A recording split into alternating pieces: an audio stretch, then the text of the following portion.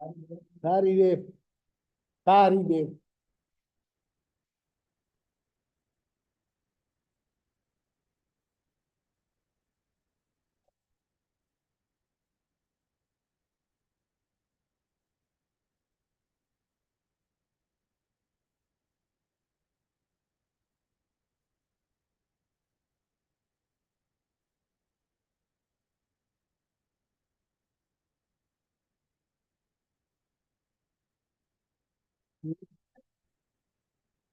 Ospitello per l'Italia.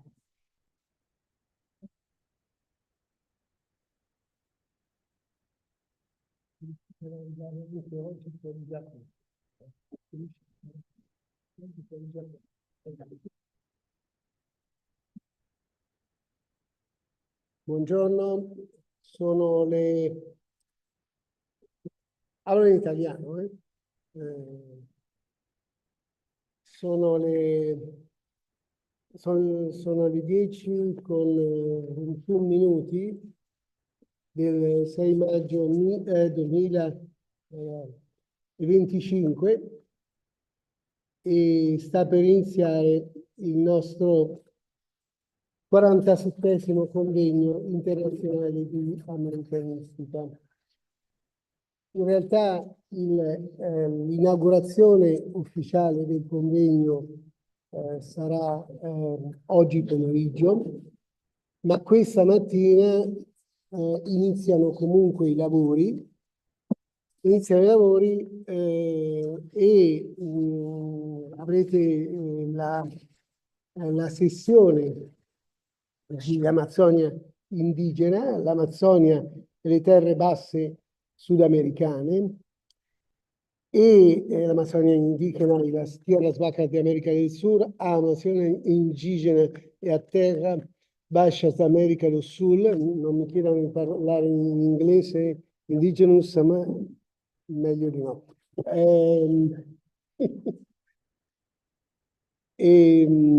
Dicevo, iniziamo con questa sessione per questioni tecniche, come si dice normalmente. La sessione è in grandissima parte vede la presenza degli studiosi della Masaryk University di Brno in Repubblica Ceca, e a cui do il benvenuto, oltre ai nostri altri relatori, e ovviamente do il benvenuto a Edmundo Penjon e a Paride Bollettin, che sono qui accanto a me e che hanno organizzato e ora presentano anche questa sessione e sentiremo anche i loro interventi. Nel pomeriggio ci sarà l'inaugurazione ufficiale a partire dalle 13:30, quindi vi prego di essere qui precisi alle 13:30. Ci saranno diversi interventi via internet da varie parti del mondo.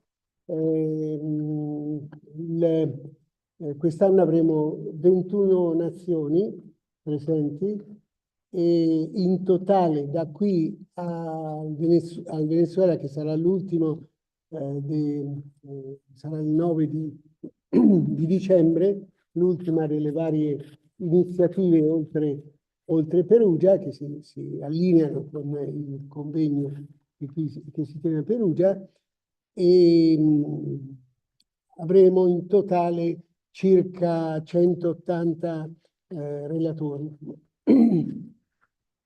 Io non ho poi ringraziamenti di altre cose che faremo durante i ringraziamenti delle istituzioni, lo faremo durante l'inaugurazione. Vi ringrazio per essere qui, les agradezco muchísimo que están aquí, obrigado por estar con nosotros. Estoy hablando en ítalo-portuñol, como se dice. Y dejo la palabra a nuestros coordinadores que están muy cerca.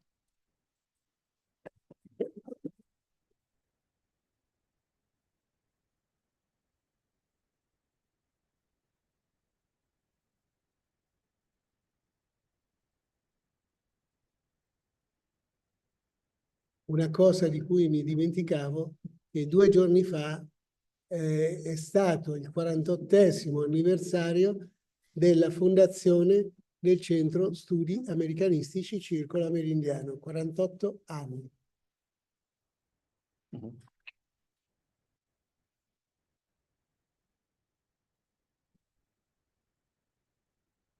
Buongiorno, ringrazio a tutti, ringrazio l'organizzazione del convegno, parlerò in portoghese. Io sono Edmundo Pejon, sono professore dell'Università Statale Paulista, la Unesp, in Brasília. E ontem mesmo nós falávamos sobre memória, e eu me lembrava do meu professor de graduação, Miguel Menendez, que era um professor que já vinha de anos aqui em Perude, e Paride também falávamos que já estamos nesta mesa desde 2007, num primeiro momento com o grande Gerardo Valmonte. Eu queria agradecer todos e todas, e não vou me estender porque já estamos com o tempo adiantado. Essa mesa, então, ela terá dois momentos, a primeira parte agora e a segunda na parte da tarde. E eu passo a palavra, então, para o professor Fares Boletim, que vai conduzir essa primeira parte.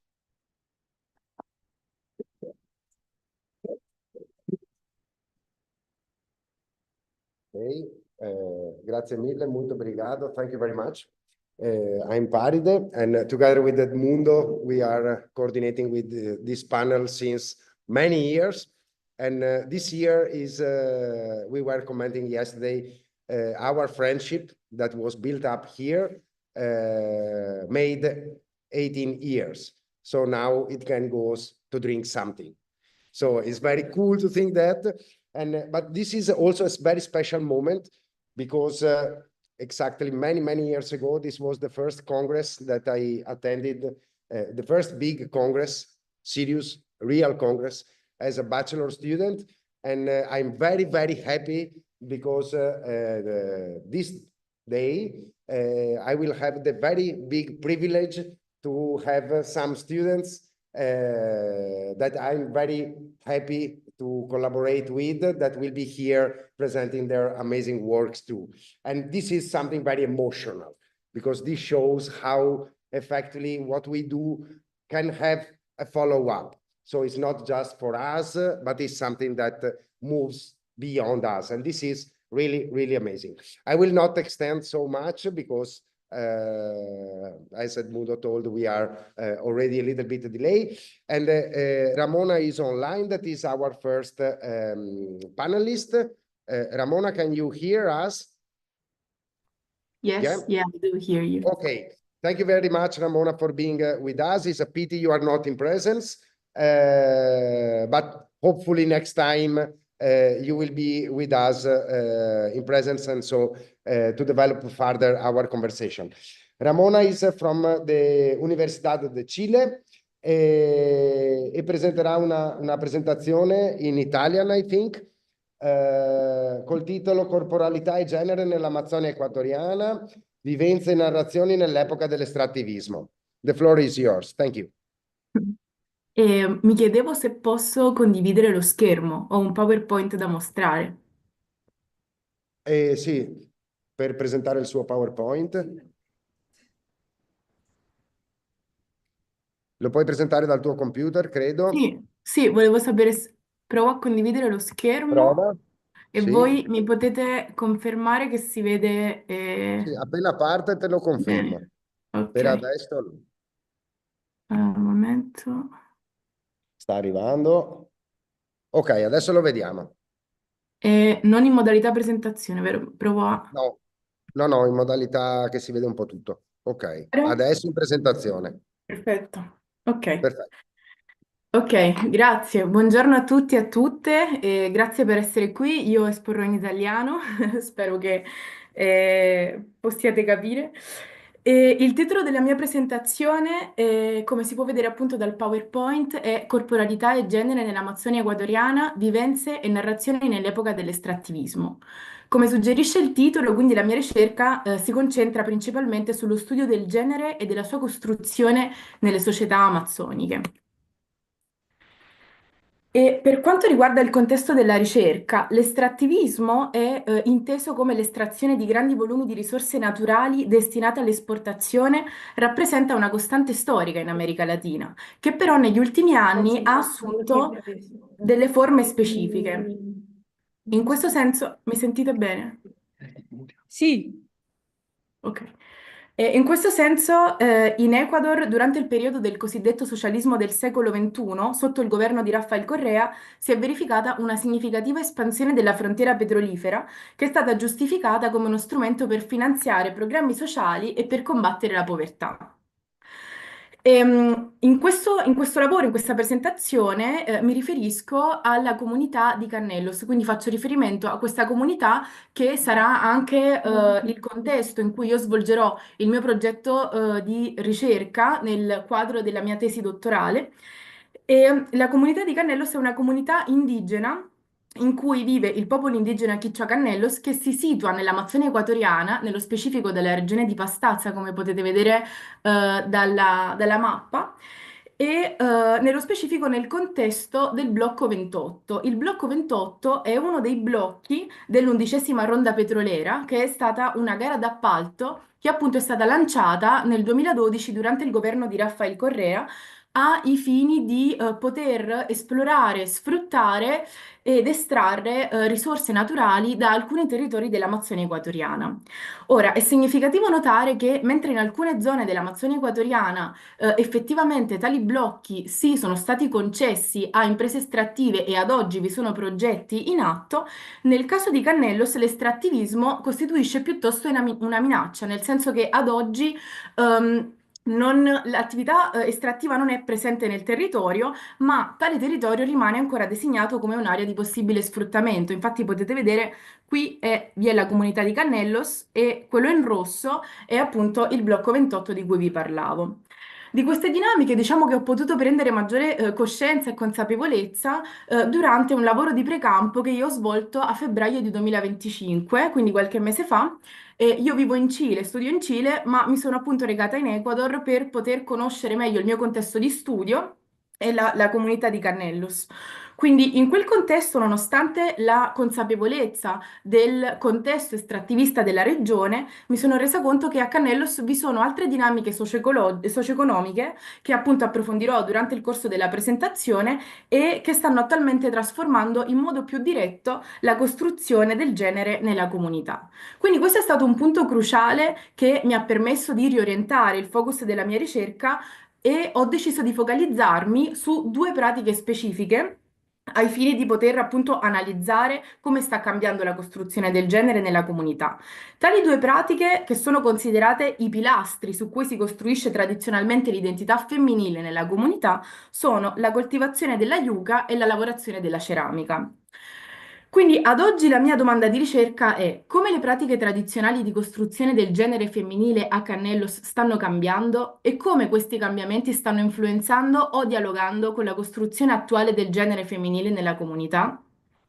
L'obiettivo che questa ricerca si propone è quello di contribuire ovviamente al campo degli studi antropologici sulla corporalità e sul genere nelle società amazzoniche. Specificamente si propone di analizzare le trasformazioni contemporanee in tali pratiche tradizionali di costruzione del genere femminile e di comprendere come queste trasformazioni stanno riconfigurando i processi di costruzione identitaria delle donne di Cannellos. Per quanto riguarda Cannellos, quindi il mio contesto di studio e un po' il suo territorio e la sua storia, È importante chiarire che si tratta di una comunità indigena che si trova a circa 40 km dalla cittadina di Puyo, situata appunto nella regione amazzonica, dell'Ecuador, in cui vive il popolo Quichua Canellos. I Quichua Canellos sono uno dei molti popoli indigeni dell'Amazzonia equatoriana che abitano principalmente la regione di Pastassa, quella che potevate vedere, in rosso nella mappa precedente e si estendono in una zona montuosa e forestale che va dalla cittadina di Puyo fino alla frontiera con il Perù. Attualmente Cannellos è composta da 7 suddivisioni territoriali interne e la sua storia è stata profondamente segnata dall'influenza di missioni religiose durante la colonizzazione spagnola. Infatti, durante il secolo XVIII, scusatemi, i sacerdoti domenicani fondarono la missione di Cannellos, che all'epoca fu una missione molto importante, e cominciarono ad introdurre pratiche cristiane che si sincretizzarono poi con le cosmologie locali. Rifacendomi all'antropologo Santos Granero, che parla della quarta onda di cambiamento e fa riferimento alla rivoluzione digitale che stanno vivendo ad oggi i popoli indigeni, io ho, diciamo, ritenuto tutto ciò concreto e tangibile a Cannellos in dei cambiamenti specifici che si sono dati negli ultimi anni, quali la costruzione di strade. Infatti questa foto che potete vedere è una foto che io ho scattato durante il mio lavoro di precampo e è una strada che attraversa la comunità intera, quindi tutte le 7 suddivisioni territoriali e collega la comunità alla città di Puyo, quindi questo ha cominciato ad alterare le dinamiche di mobilità interne alla comunità. Inoltre la digitalizzazione, quindi l'introduzione di internet in una parte specifica della comunità, è presente una rete wifi a cui ci si può connettere se appunto si va in questa zona specifica della comunità, e anche una diminuzione dell'uso del Quichua, che è la loro lingua nativa, a favore dello spagnolo, quindi dei cambiamenti linguistici. Per quanto riguarda il quadro teorico e concettuale di questa presentazione della mia ricerca, si iscrive negli approcci etnografici sulla corporalità e sul genere nelle ontologie amazzoniche. In questo senso, a differenza delle concezioni occidentali che sono ancorate nel dualismo cartesiano, che appunto tende a separare corpo e mente, natura e cultura, nelle società amazzoniche questi elementi risultano essere profondamente interconnessi. Quindi il corpo è molto più che un semplice elemento biologico ed è il centro attraverso cui si esprimono relazioni di tipo sociale, culturale e cosmologico. E in questo senso il corpo non è neanche considerato come un'entità fissa, stabile, ma è qualcosa che si costruisce, si trasforma, si fabbrica attraverso le pratiche quotidiane e attraverso le interazioni e le relazioni con entità umane e non umane. E in questo contesto il genere è appunto considerato in modo molto diverso rispetto a quelle che sono le categorie occidentali del genere. La concezione del genere è specifica. Quest'ultimo non è considerato come rigidamente predeterminato o fisso, ma anche questo si sviluppa e si manifesta attraverso l'acquisizione di conoscenze specifiche, di abilità e di pratiche. Infatti, l'antropologa britannica Cecilia McCallum parla di genere come conoscenza fatta corpo. Nel caso specifico dei Quichua Canellos, Guzmán Gallegos, che è un'antropologa ecuatoriana che nel 1997 ha pubblicato una monografia molto estesa proprio sui Quichua Canellos nella comunità di Canellos, afferma che il genere per i Quichua Canellos si sviluppa e si completa nella misura in cui si acquisiscono certe abilità che si incorporano al corpo della persona e poi si esternalizzano in certi prodotti. Tali abilità sono appunto principalmente la coltivazione della yuca e l'elaborazione della ceramica, e i prodotti sono appunto il risultato poi di queste pratiche, quindi la yuca e la ceramica. E per i Quechua Cannellos la coltivazione della yuca e l'elaborazione della ceramica sono considerate molto più che semplici tecniche produttive, ma sono dei veri e propri sistemi di conoscenza e di costruzione dell'identità femminile. In questo senso tali oggetti sono spesso considerati come estensioni della persona che li crea e vengono definiti come oggetti personificati. Per i Quechua la materia stessa, quindi l'argilla, la yuca, non è considerata come un un materiale inerte e passivo, ma anzi al contrario è vivo ed è carico di essenze che molto spesso interagiscono proprio con le persone che manipolano tale sostanza. La trasmissione di questo tipo di attività, questi tipi di saperi, avviene attraverso un sistema che è chiamato Pahu. Pahu è un termine Quechua che significa potere o conoscenza ed è un concetto fondamentale che l'antropologa italiana Francesca Mezzenzana descrive come un processo di trasmissione che opera principalmente attraverso la condivisione di movimenti corporei e di pratiche concrete, piuttosto che attraverso spiegazioni teoriche o verbali. Nel Pahu l'apprendimento è costituito principalmente dalla mimesi, ovvero dall'incorporazione diretta di gesti e di movimenti specifici che poi costituiscono la pratica. In questo processo la mimesi non è considerato il processo attraverso cui si apprende, bensì la mimesi è considerata la conoscenza stessa. Per quanto riguarda il mio approccio metodologico, io mi focalizzo appunto sull'etnografia, il mio è piuttosto un approccio etnografico e durante appunto la mia ricerca privilegerò l'attenzione e il contatto con spazi di interazione quotidiana e circuiti di intimità sociale. In questo senso mi rifaccio all'affermazione di Overing, secondo la quale l'enfasi che i popoli indigeni pongono sul quotidiano e sulle attività di ogni giorno, come sono appunto la coltivazione della yucca e la produzione della ceramica, non è banale, ma è il prodotto di una potente filosofia sociale. Quindi, lungi dall'essere considerati come attività minori o rutinarie, tali pratiche costituiscono, come vi dicevo precedentemente, dei veri e propri sistemi di conoscenza attraverso cui poi si costruisce l'identità.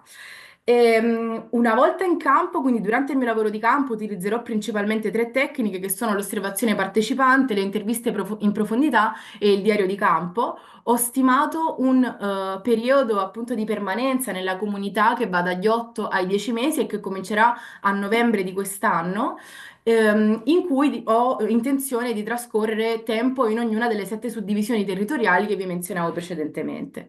La tecnica di selezione dei partecipanti sarà il campionamento a valanga e privilegerò il contatto con donne perché uno degli obiettivi comunque principali di questa ricerca è quello di mettere al centro dell'analisi le soggettività femminili.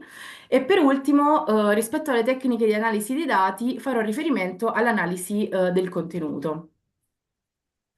Ora, grazie al lavoro di precampo che ho svolto a febbraio, insieme alla letteratura esistente ad oggi e il quadro concettuale che vi menzionavo precedentemente, ho potuto identificare 4 direzioni di analisi che ad oggi costituiscono anche un po' le mie ipotesi, della ricerca e che vi presenterò a continuazione. Ci tengo a precisare però che un aspetto centrale del mio approccio teorico è il superamento della dicotomia tra tradizione e modernità, quindi ancora una volta il superamento del dualismo cartesiano, che vede i popoli indigeni come soggettività passive di fronte a cambiamenti esterni o come culture isolate o statiche che si oppongono alla modernità. Io piuttosto voglio adottare una prospettiva che riconosce la loro agency, quindi la loro agentività e la capacità di rielaborare elementi nuovi attraverso le proprie categorie culturali. E proprio a questo fa riferimento la prima ipotesi, che è la riconfigurazione adattativa, secondo cui io postulo che i cambiamenti socio-economici attuali che si stanno dando a Cannellos stanno riconfigurando il genere, cioè le pratiche culturali di costruzione del genere femminile, ma in un processo adattativo dove tali elementi vengono reinterpretati. Quindi questo non implica necessariamente un abbandono delle pratiche culturali tradizionali. Quest'ipotesi si lega direttamente alla seconda, che invece fa riferimento alla diversificazione delle pratiche, secondo cui io postulo che si sta producendo una diversificazione delle pratiche femminili tradizionali, quindi stanno entrando nuove pratiche oltre a quelle specifiche della coltivazione della yucca e dell'elaborazione della ceramica e che inoltre sta diminuendo il tempo che si dedica proprio a tali pratiche tradizionali.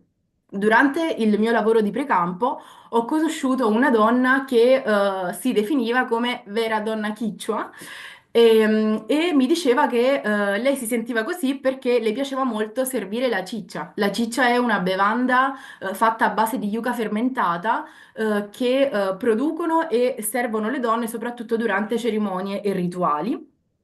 Però questa donna, nonostante appartenesse alla comunità, da anni viveva fuori dalla comunità e inoltre gestiva una piccola impresa in cui vendeva la ceramica che produceva insieme ad altri prodotti quali oli, saponi che comunque produceva con cose che raccoglieva nella comunità. E quindi era interessante vedere come queste due pratiche potessero coesistere, no, tra loro. La terza ipotesi fa riferimento alla fluidificazione delle frontiere di genere.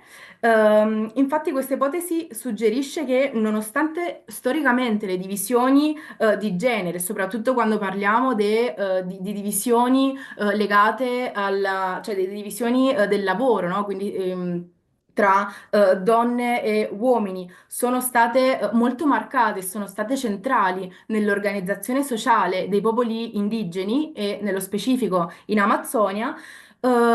Questi nuovi contesti possono star permettendo una maggiore permeabilità tra gli spazi e le attività che precedentemente erano considerati solo come maschili o come femminili. E l'ultima ipotesi fa riferimento all'eterogeneità generazionale, in cui postulo che potrebbe esistere una diversità di posizionamenti e di prospettive interne alla comunità proprio rispetto a tali cambiamenti. E questi potrebbero emergere e darsi con maggiore enfasi proprio nelle differenze generazionali. Qui mi riferisco ad un concetto specifico che è quello del Sinchiwarmi, che in Quechua significa donna forte, che secondo Jamie Shenton si sta riconfigurando proprio attraverso le generazioni. In un articolo l'autrice fa riferimento a due donne, Dorotea, che è una donna anziana Quechua, che è dedita appunto alle pratiche tradizionali, e Nicola, che è sua nipote, è molto più giovane e che invece è considerata come l'imprenditrice della comunità. Entrambe le donne sono considerate come donne forti, ma come possiamo vedere, da due prospettive e da due punti diversi. Per concludere, volevo, diciamo, riaffermare che l'obiettivo della mia ricerca è quello di documentare come le pratiche tradizionali femminili si stiano riconfigurando in risposta ai cambiamenti contemporanei e come tutto ciò stia influenzando la costruzione attuale del genere nella comunità di Cannellos. Ci tengo a sottolineare che credo sia importante il riconoscimento e la visibilizzazione dell'agency delle donne in tali processi di trasformazione, quindi appunto considerarle come soggettività attive in tali processi di trasformazione sociale e non come passive di cambiamenti esogeni. Uno dei cioè il contributo, come vi dicevo precedentemente, generale è quello ovviamente di contribuire agli studi antropologici sulla corporalità e sul genere nel contesto amazzonico, ma nello specifico questo studio vuole contribuire anche a colmare delle lacune significative che ad oggi ancora sono presenti nella letteratura etnografica amazzonica e che fanno riferimento alla marginalizzazione o la rappresentazione delle donne come passive ricettrici di regole sociali, anziché come protagoniste proprio dei processi culturali fondamentali. E in questo senso mi riferisco a quanto afferma Cecilia McCallum nel suo studio con i Kashinawa dell'Amazzonia brasiliana, in cui dice le donne stanno al centro della produzione di ciò che costituisce l'identità sociale e culturale e non alla periferia.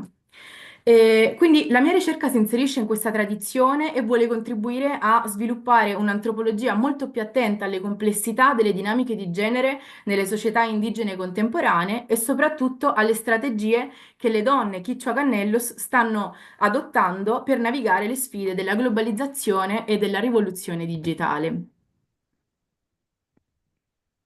Vi ringrazio molto per l'attenzione.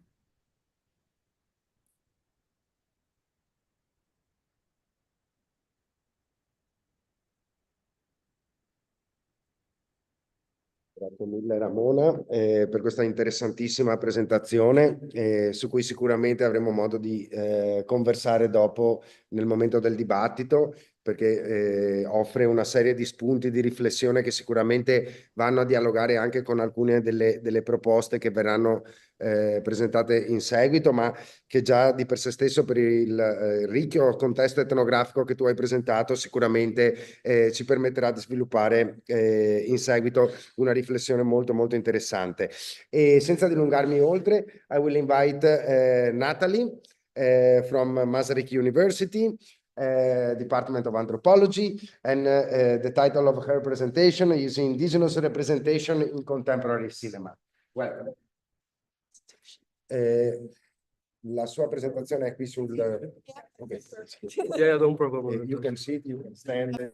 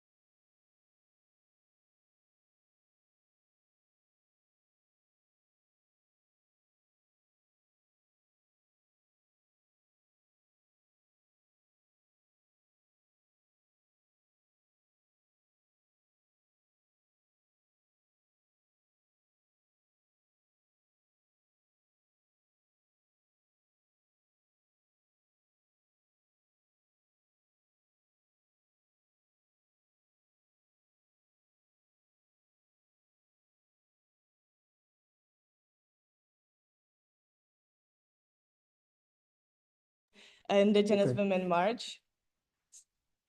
And there they are fighting for the struggles and the problems the Indigenous people face. And just on the last one, which was in the 2023, there were more than 6,000 Indigenous women, which shows how huge the movement is. Okay, and now because I have to be mindful about the time, I will move to the introduction of my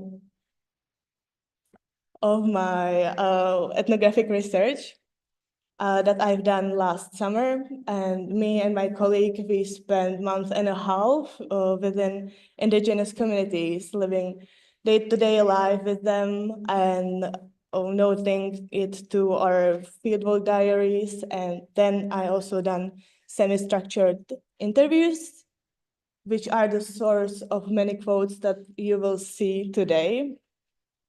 And yeah, the aim of the research was to explore the female leadership in the communities and to shed light on their roles in improving the community well-being. And I focused the most on 3 prominent figures there, which would be Donna Catarina, Lenira, and Vasiani. And to just situate the place as well, it was in the state of Sao Paulo, and the upper dot is Renascer Indigenous Village, where we spent just like a shorter amount of time. And then we moved to Pirasagüera Indigenous Land, and this we explored 2 communities so we could like compare how it works.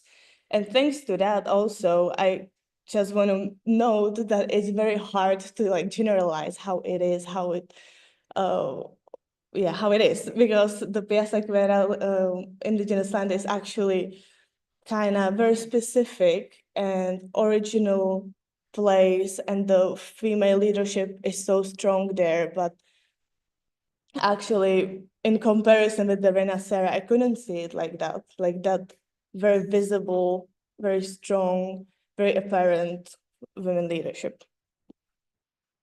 Okay, now to the women, to the Donna Catarina, Lenira, and Vasiani.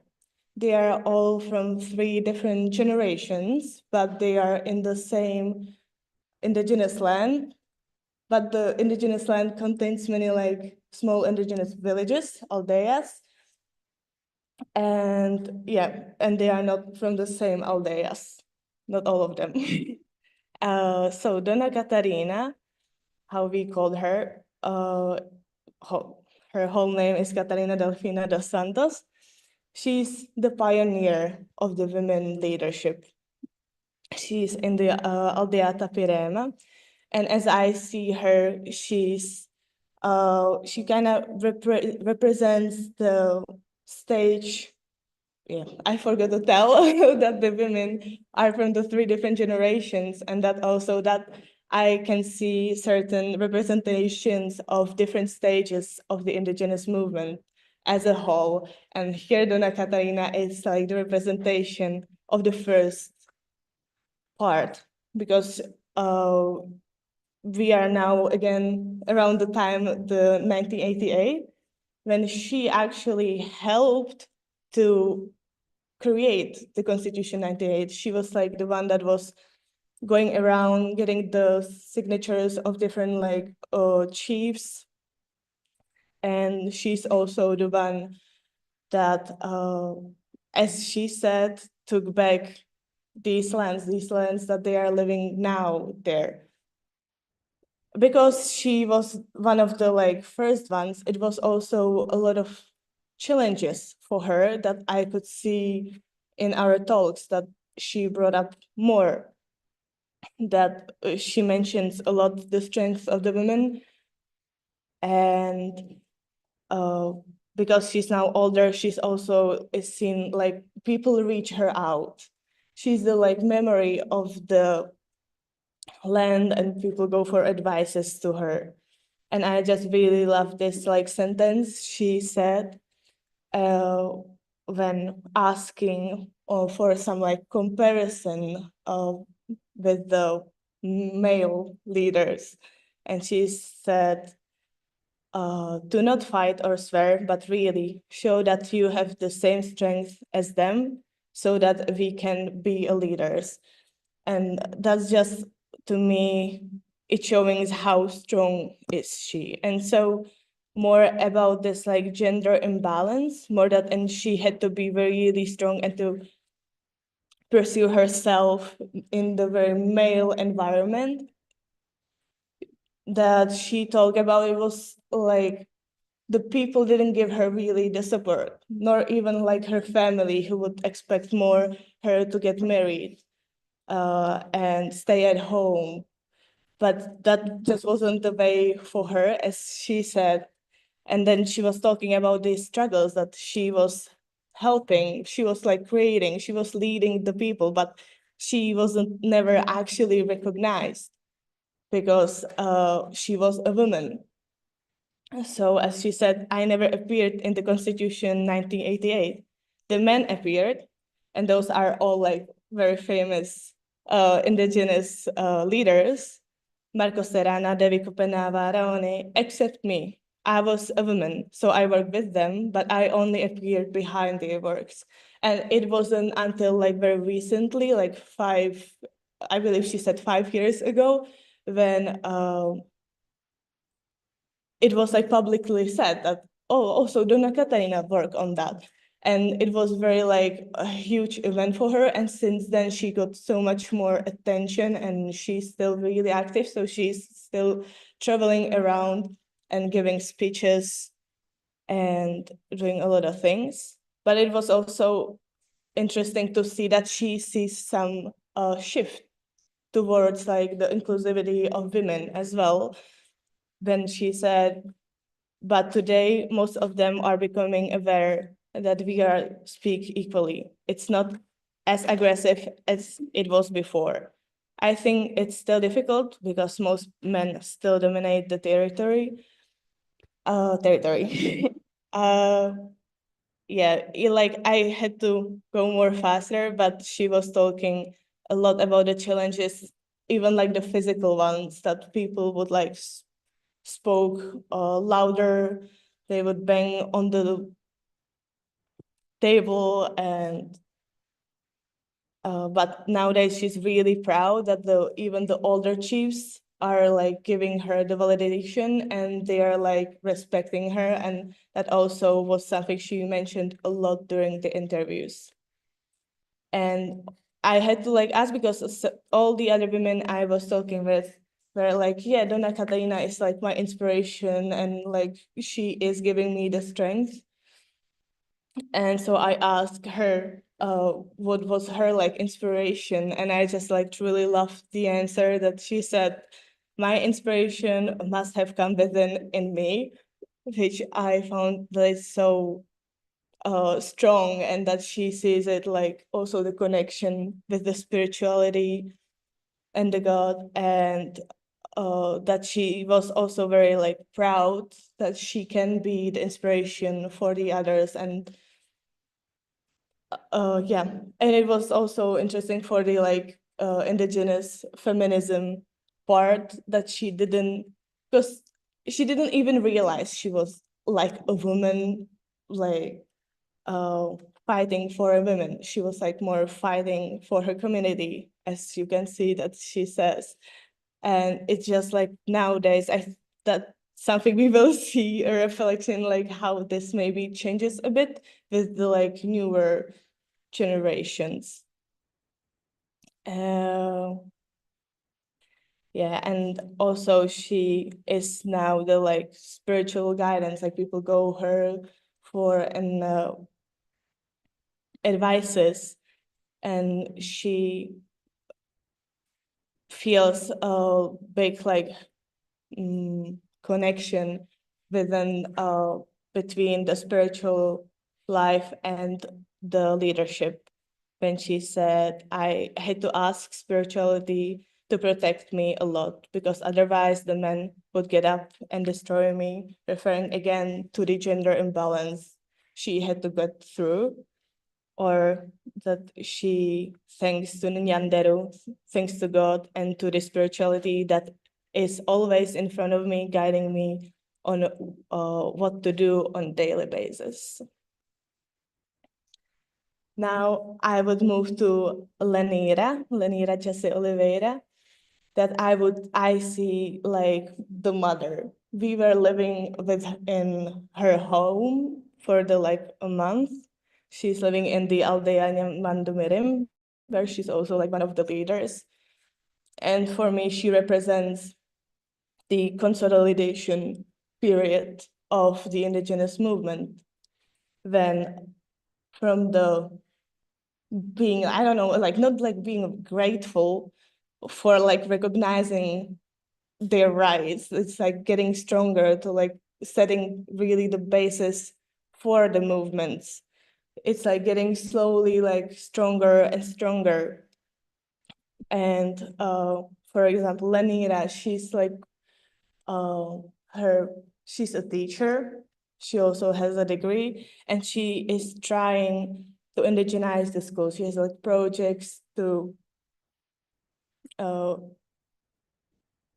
the schools and give the proper education that maybe reflects on the indigenous culture.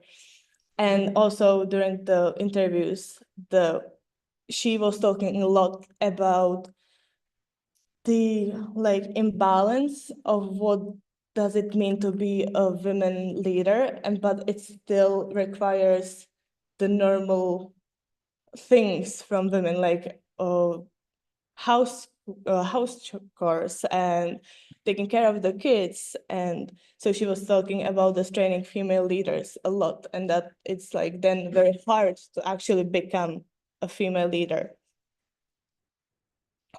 But she also like sees the women as the natural leaders because they are used to lead their like homes, you know, they are like, know what is needed to be done.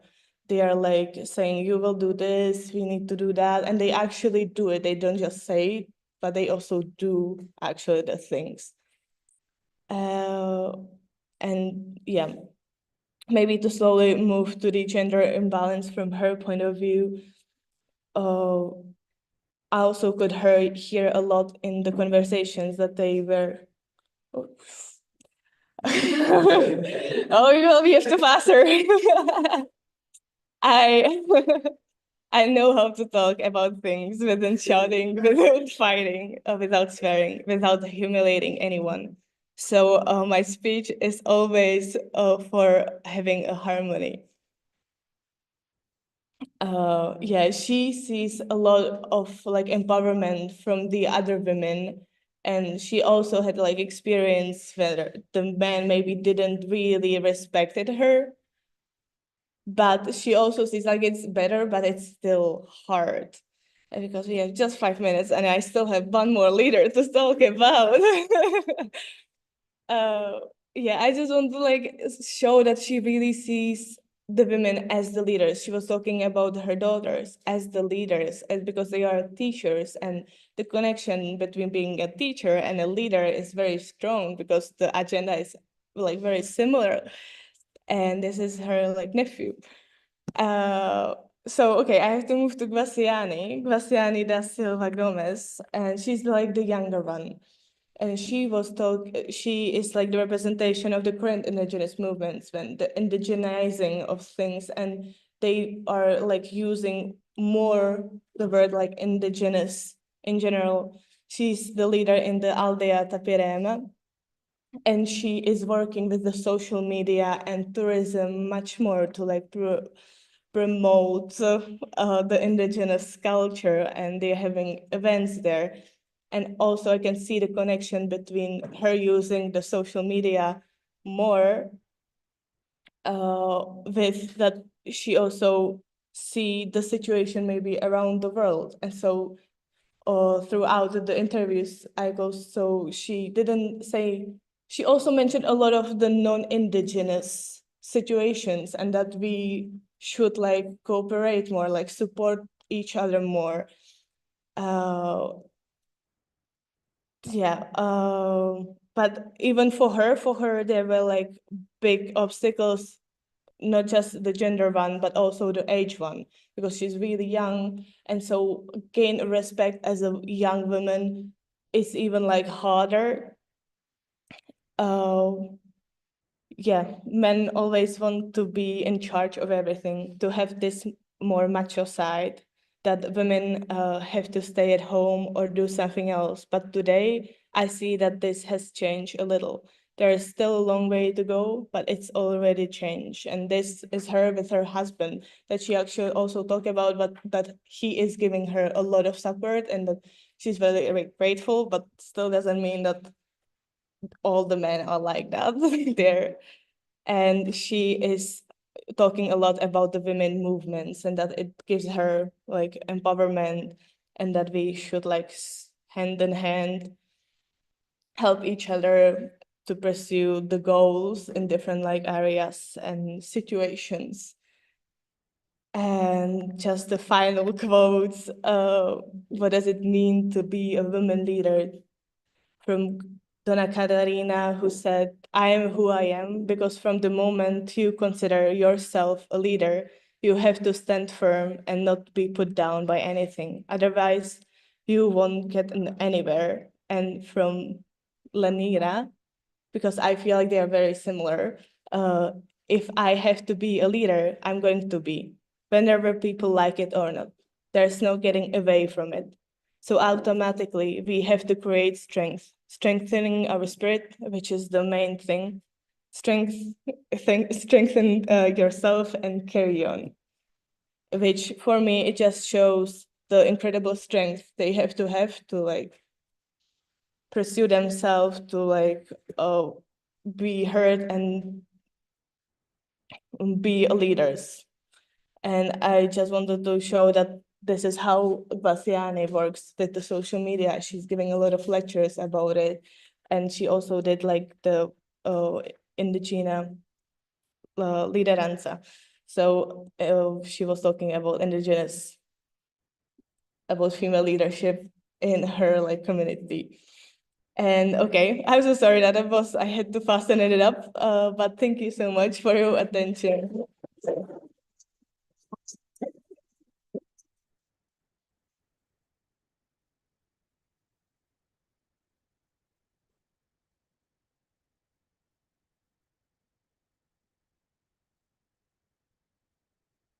Thank you very much, Anna Marie. Definitely, I think that your presentation brought a lot of insights because effectively you brought the real people, and I really appreciated the way that you have been able to depict this kind of trajectories and how effectively, when also we make a good ethnography, we are able to connect the general movements of a specific context with the real life of the people, and that is very, very cool, and I'm sure it can connect a lot with the other topics that we can discuss in the general discussion at the end. Now I want to invite Clara, that will talk about funerary practices also among the Tupi Guarani people. So now the floor is yours. Thank you very much. Okay, yes, best as possible. You have uploaded here, right? What is it? What's the one? This one, that then. Okay. So.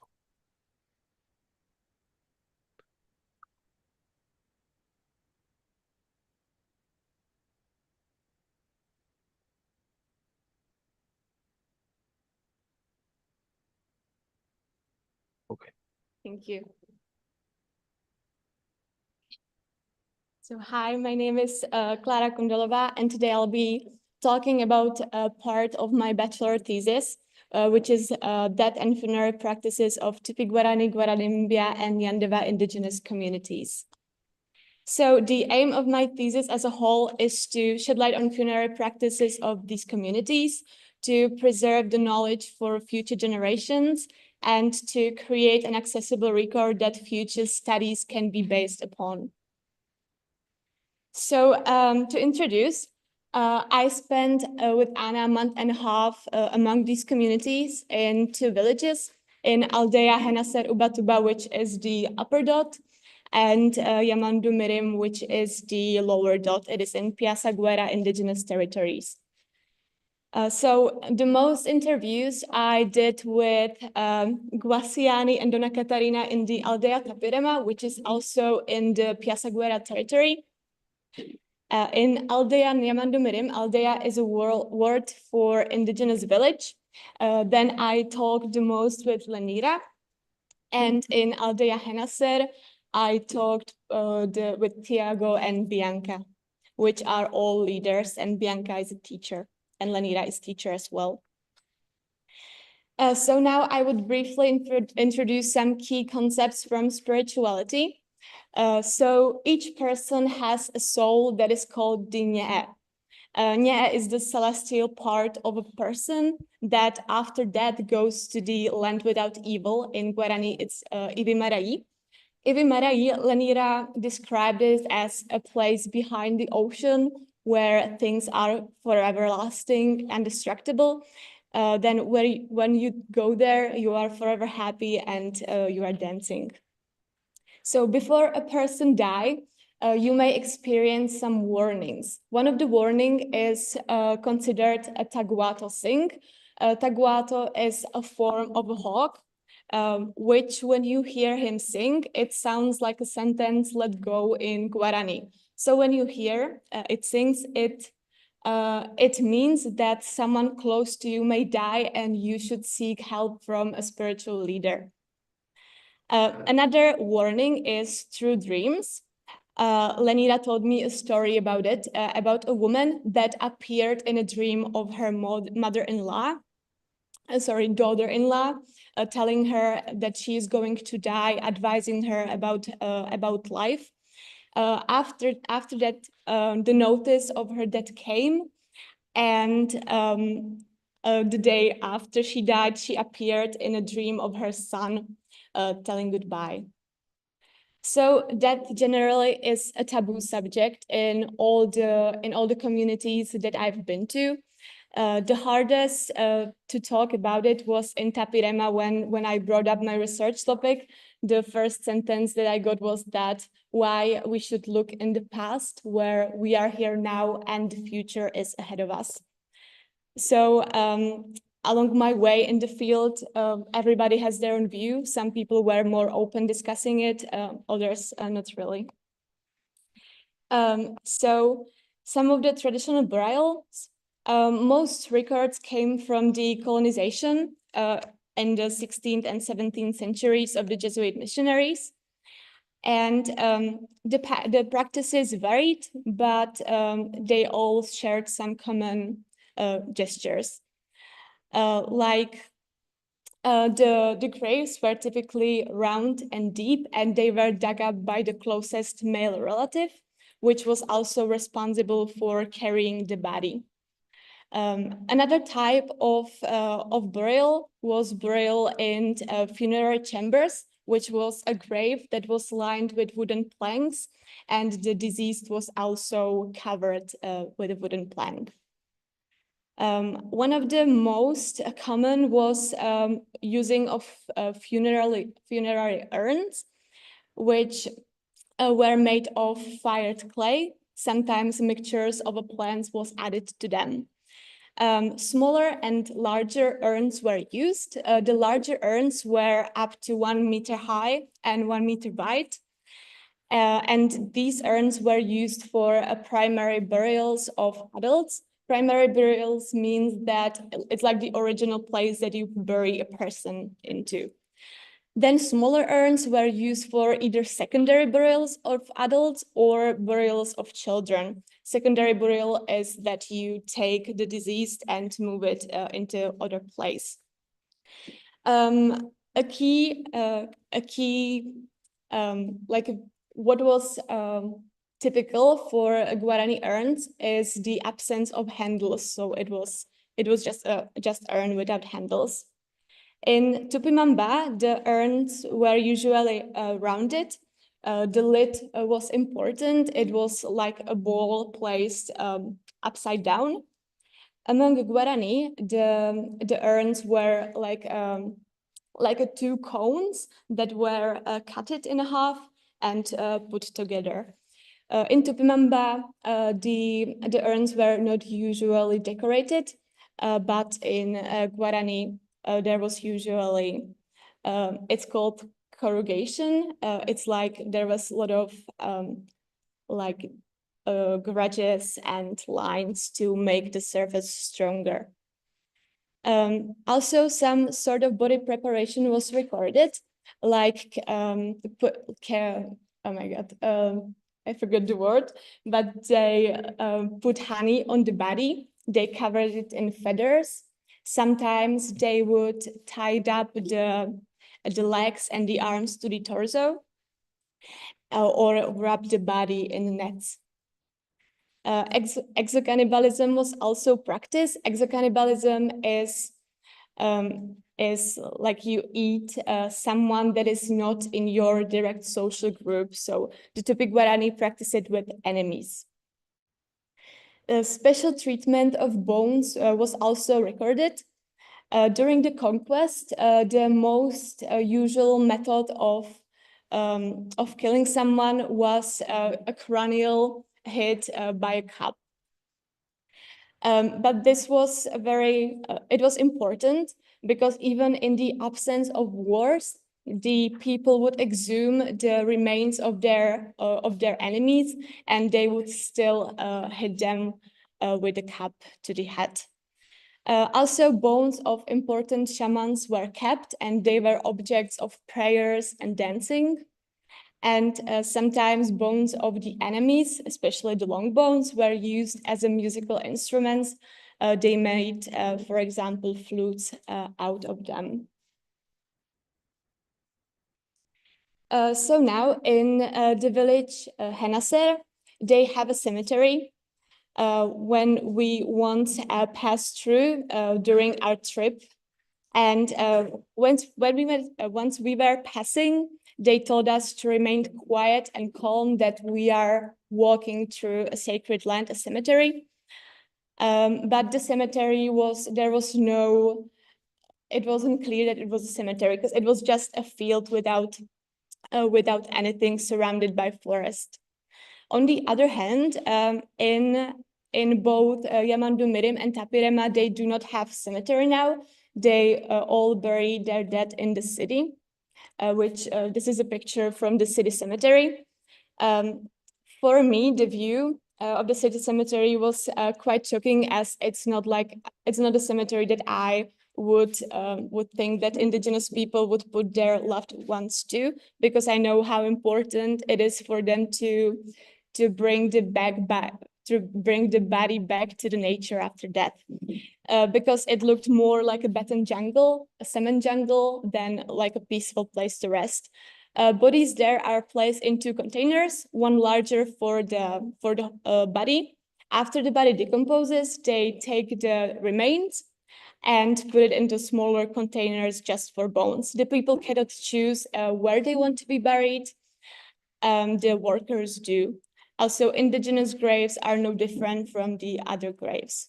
What was the most shocking thing was that on a lot of the graves, there wasn't even a name of the person lying there. It was just a number, which felt like they were erasing the personal identities of the people lying there. So after that, Lenina described what actually happens after someone dies nowadays in their village. So first, the body is taken to the city cemetery for official identification and documentation. After that, the body is taken back to the territory, where is object of ceremonies and prayers. Dona Katarina said that now the prayers last for 24 hours, but in the back times it used to be for 3 days and 3 nights. During these prayers, there are a lot of dances and singing and praying. And important is the Mborai chant, which is a sacred chant, and it's supposed to help the spirit to go where it has to go, so to the land without evil. because Donna Caterina emphasized that sometimes the spirits doesn't want to leave the body because they've been with us for 70, no, with her, she said, I'm here for 76 years, so the spirits have been with me for 76 years, so he doesn't want to leave me. So that's why they are helping the spirit with the chant. Yeah, and after that, the body is taken back to the city cemetery. No special clothing is used. Sometimes a special bracelet or a special necklace is buried with the person. So now we have more pictures from the cemetery. Here is the smaller containers for the bones, and these are the larger containers for the bodies. The communities face a lot of challenges. Like first from the bureaucracies, from the authorities. For example, in Henneser, they had an old cemetery, but the authorities built a highway on the cemetery without asking, without telling anyone. A lot of, like basically all of the indigenous people that I talked to, they highly disagreed with the city cemeteries as being buried in a land that they are ancestrally and spiritually connected to is very important. So they do not wish to be buried there, and they wish to have cemetery in their village. But it is not as simple to just create a new cemetery. You have a lot of bureaucracies to do, but as the most problematic was that death is a taboo. So the people are effectively avoiding talking about it.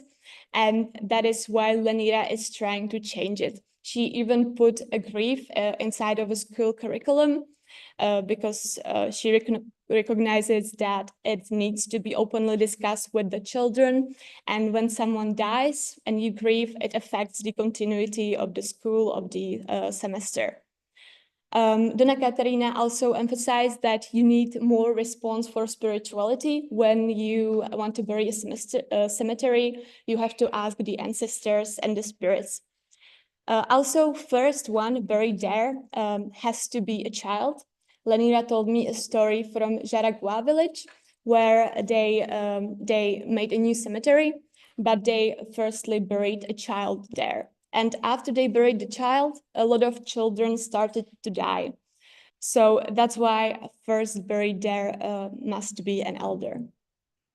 So when I asked Lenira how would the ideal cemetery look like based on her, she said that cemetery should not be forgotten. It should be a beautiful place, like a beautiful garden. It shouldn't be a place just for the dead. It should be a place for the living as well. It should have a bathroom, have a kitchen, have a lot of plants. And there should be some sort of a name or a sign that the person lying there was important for this world, for this community, and for the land. So in conclusion, I would like to say that there are a lot of challenges, and the indigenous people and their traditions suffered a lot of alterations since the Jesuit camps and also nowadays. But there are a lot of people who wants to change it, and that is why I think that it's important to document these practices. Thank you for your attention.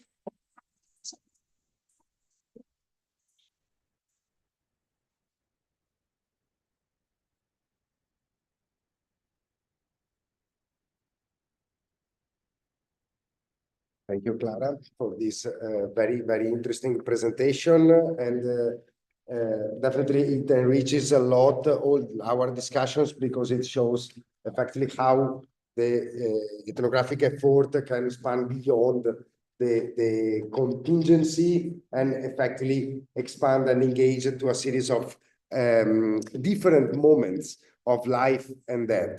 And so now I want to invite Samuel, that is the next presenter, that will present us experience of meaning and meanings of disability among indigenous people in a comparative perspective. So the floor is yours. Thank you very much.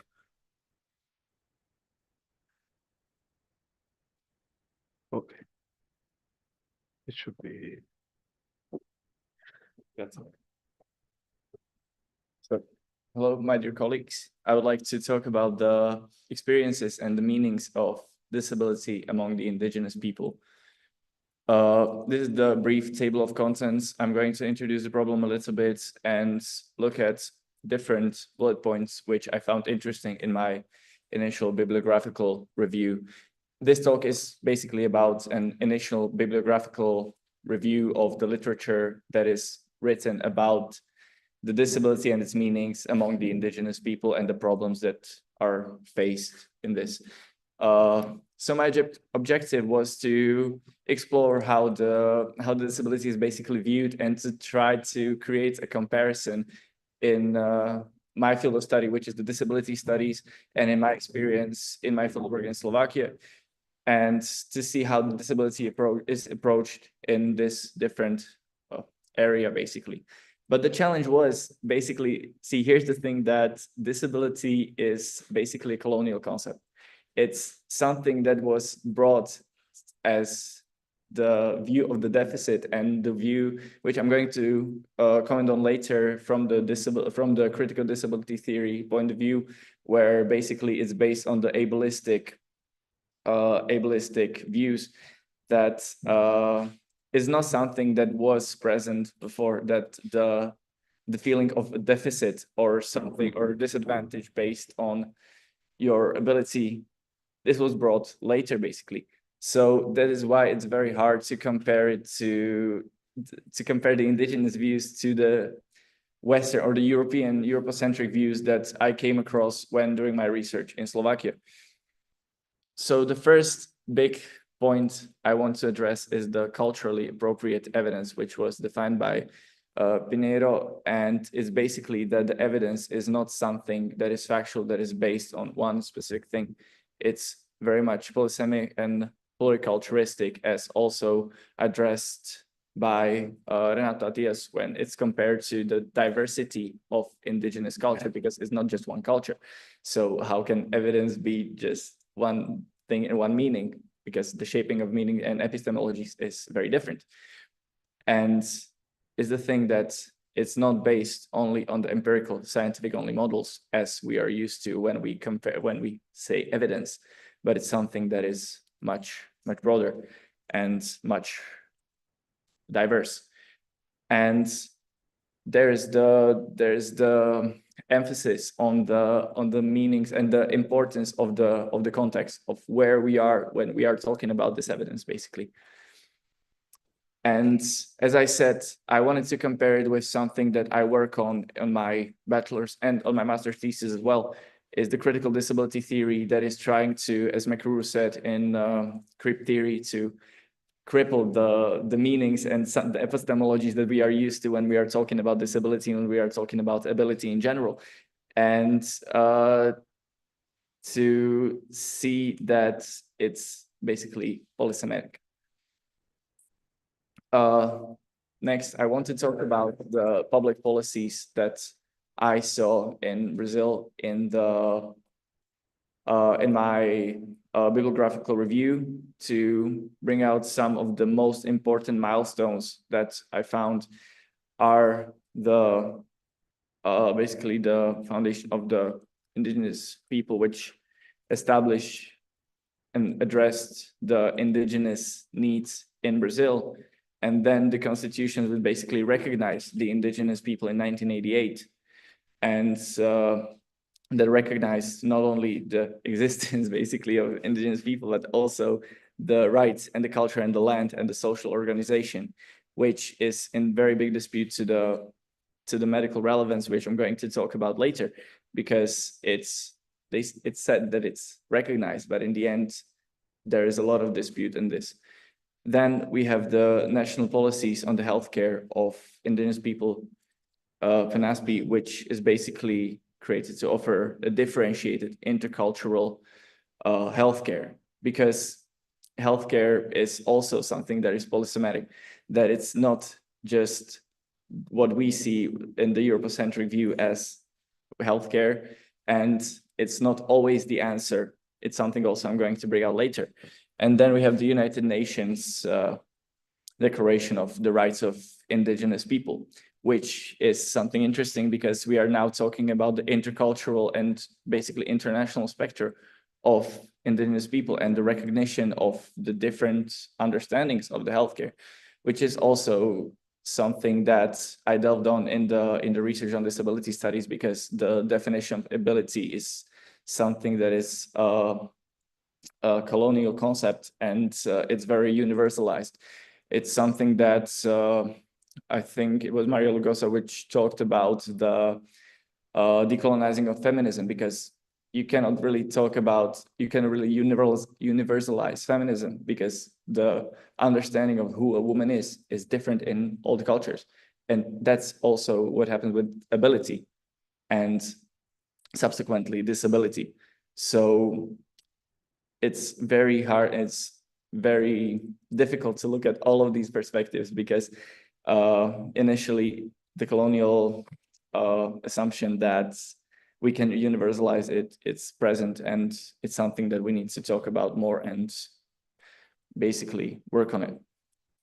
There are many ongoing challenges in the public policy still. We talked about the recognition of indigenous practices of indigenous healthcare compared to the biomedical that is brought also as something that can be considered colonial.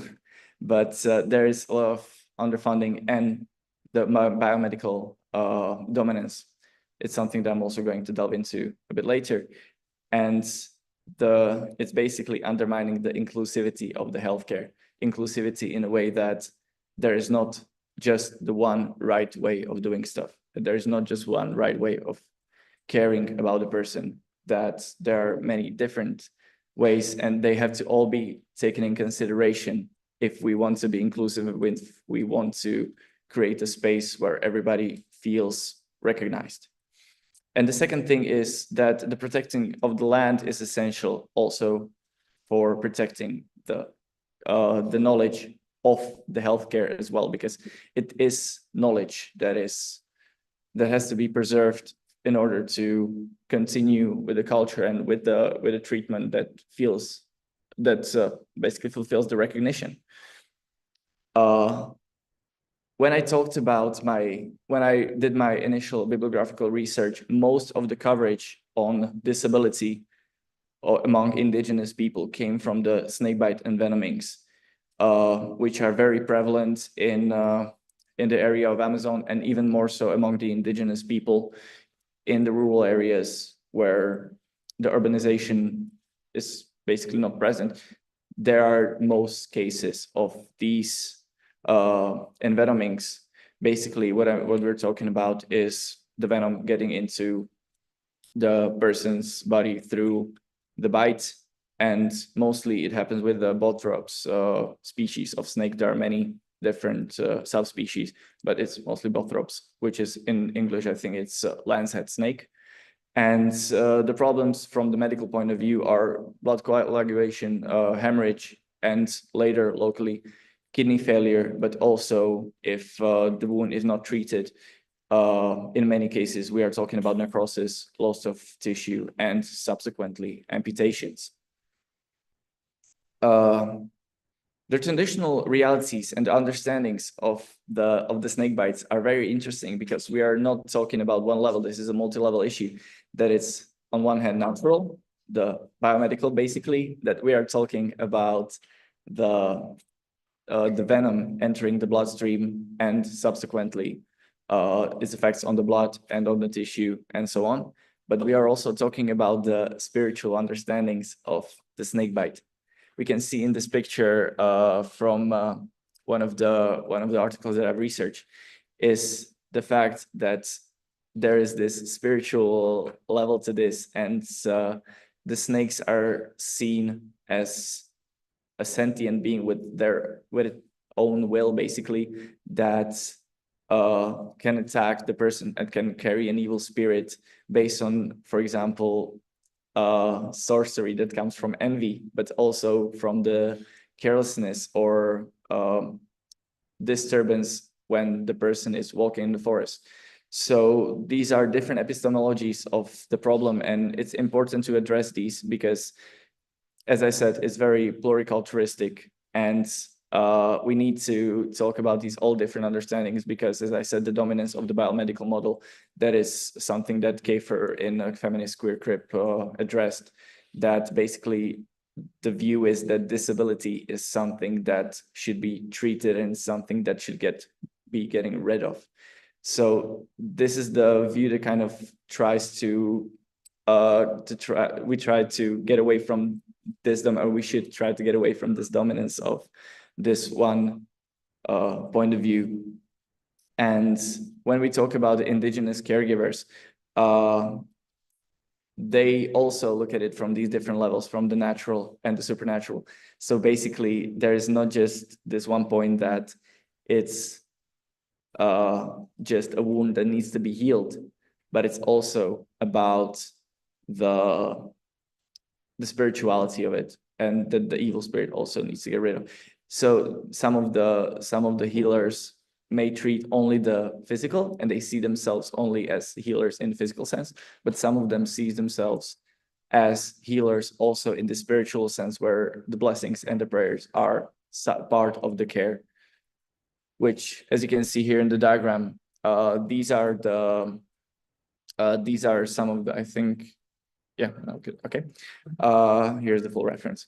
When you look at the scheme, there's a few different levels. And what is interesting in this point is that it doesn't end in just healing in the physical sense. It comes also with a follow-up aftercare, which is very important because basically the person that was affected by a snake bite, essentially when they need to get, for example, to the hospital, they lose their role for quite some time. We are talking the span of months where they're not able to do what they were able before because they are now in the hospital, they are now in the city. There is a big fear coming from this because basically there's the feel of loss of the role when coming to the city, when a limb can be amputated. All of these different issues that create fear among the indigenous people suffering from the snake bites, for example. So it's important to also look at the aftercare and the reestablishment of the role, which is basically something that I worked on, and this comes from my experience and can be compared as social rehabilitation, which is basically the process of regaining or reestablishing the role in the society or in the community. So many of the issues come from this fear of losing the role of the amputations, for example, also from the belief of reincarnation.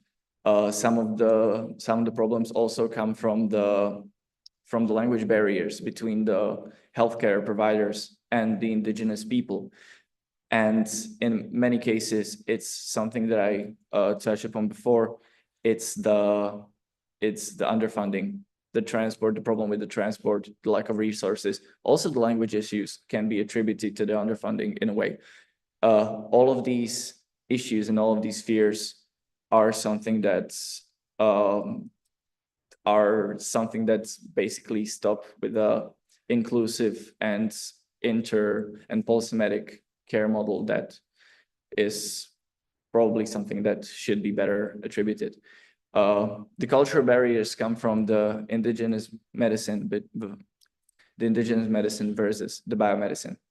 So that even though we talked about recognition and the inclusivity, there is still a dispute between what is believed to be the right treatment, and sometimes the indigenous person doesn't want to go to the hospital because they believe something that also I'm going to talk about later, that they believe that the traditional care is something that they want, or they want it, and they don't believe they do want it. And sometimes it's not given to them because the biomedicine is seen as the right answer by basically the white man when we talk about it like this.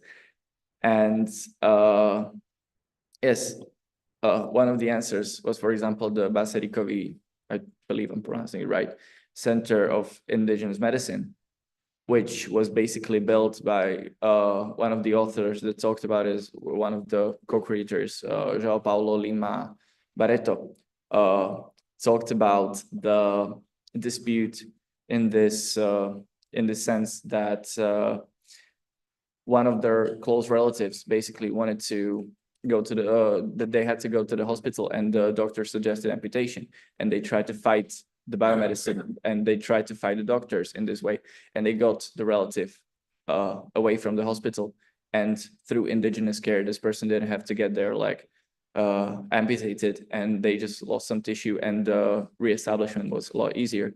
So this center is something that tries to provide this traditional medicine using, for example, the blessings and herbs and using traditional plants, and is welcoming both for the indigenous and non-indigenous people. And there is the promotion of the intercultural dialogue that is so important, because there's no saying that the biomedicine is bad and the traditional is good. It's about the collaboration, and it's about the dialogue and discourse between these two. So the key concepts that I wanted to touch upon, and that I came across in this initial bibliographical research are that the cultural appropriate evidence is very important when addressing these issues, because it's something compared to, for example, also social relativism and critical disability theory, that we have to talk about the epistemic justice, and we have to look at the problem from many different points of view in order to be able to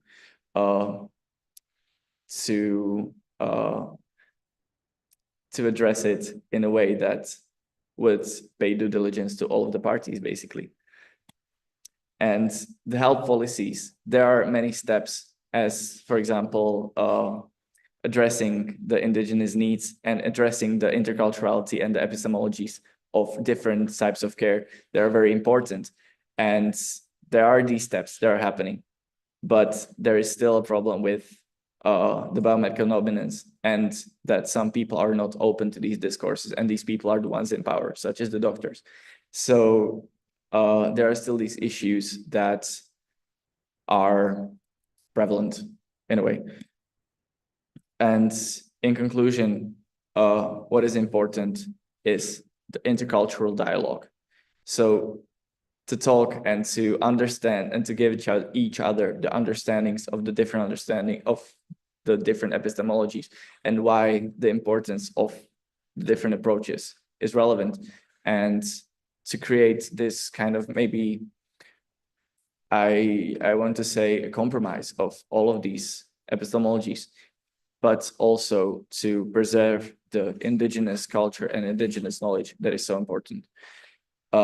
Important is also to look at the different layers and the intersectional approaches, because this is not just about medicine. The demarcation and what is it? Sorry, the word. Never mind. The marginalization and discrimination. It's not just about this. There's multiple layers that need to be addressed, and it's just one of the scheme of big problems that are still happening, and that should be changed also in the policies. That is just not about the written word that the people are recognized, but it's about the actual deeds. And as I said, the recognition of the indigenous knowledge is very important when we're talking about the disability policies. Sorry, there's one more. No, sorry, there's one more slide. So as I said, this is just initial bibliographical research. So there is a lot of different approaches that are still need to be made in order to make this a more meaningful work. I'm not saying that it's meaningful, I'm just saying that it has to be done more, because there is a lot. The disability studies is a very broad topic, and even in my field of research and in my area of focus, which is basically Slovakia and Czech Republic, it's still not written about a lot. And it's still something that is talked about for maybe the last 70 years. So it's not much. So when I compare this to also the indigenous studies in this topic. It's something that it needs to be talked about a lot more. There needs to, for example, one of the research avenues would be to create a much bigger and broader literature view to look at different authors. Okay, thank you very much. You can ask me.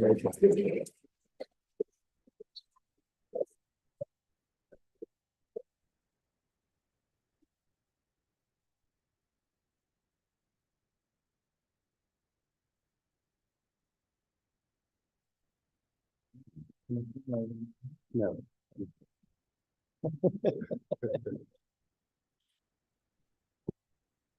Adesso dovreste parlare così, giusto? Non avete una presentazione? No, no. No.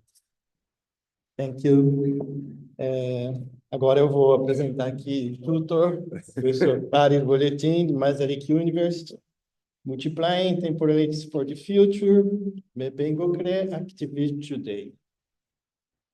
Molto obrigado, Edmundo. Thank you very much. Grazie mille. Okay, I will not have a PowerPoint, but I will try to entertain you just with my gesticulation. Can I speak without the mic?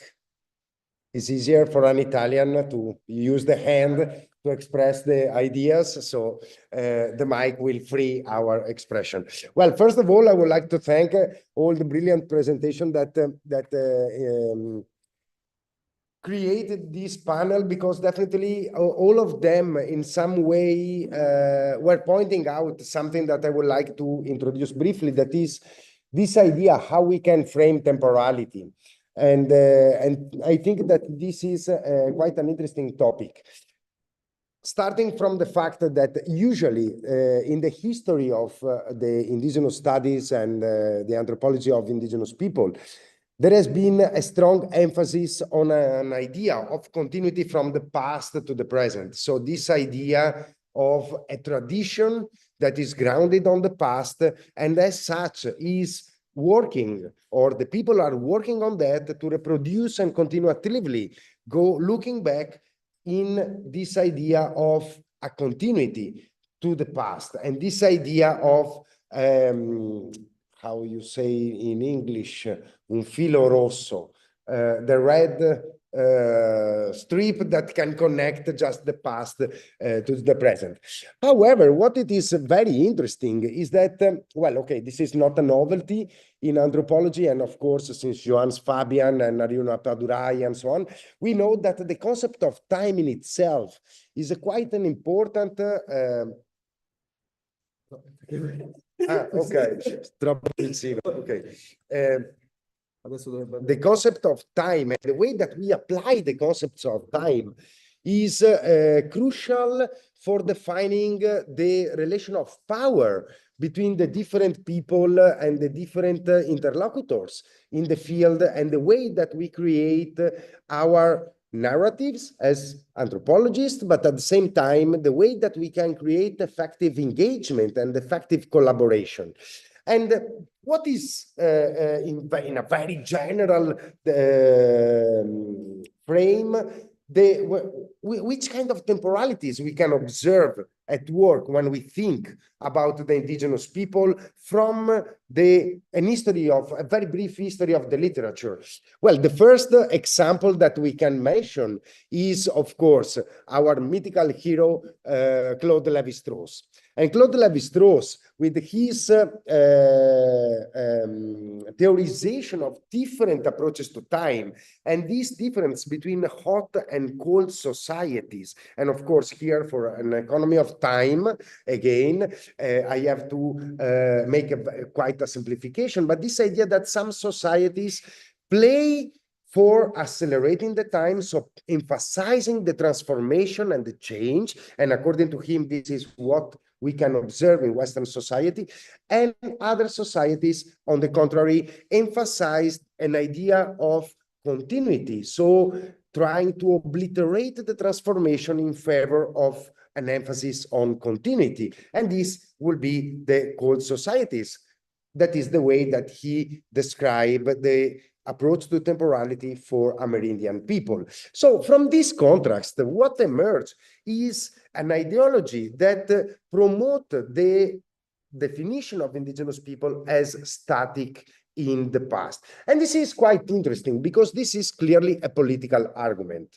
This is clearly one of the arguments that historically, since the colonial time up to very recent, has been used against the indigenous claims for their rights and their lands and their self-determination, with the idea of them being fixed in the past, so something pre-modern.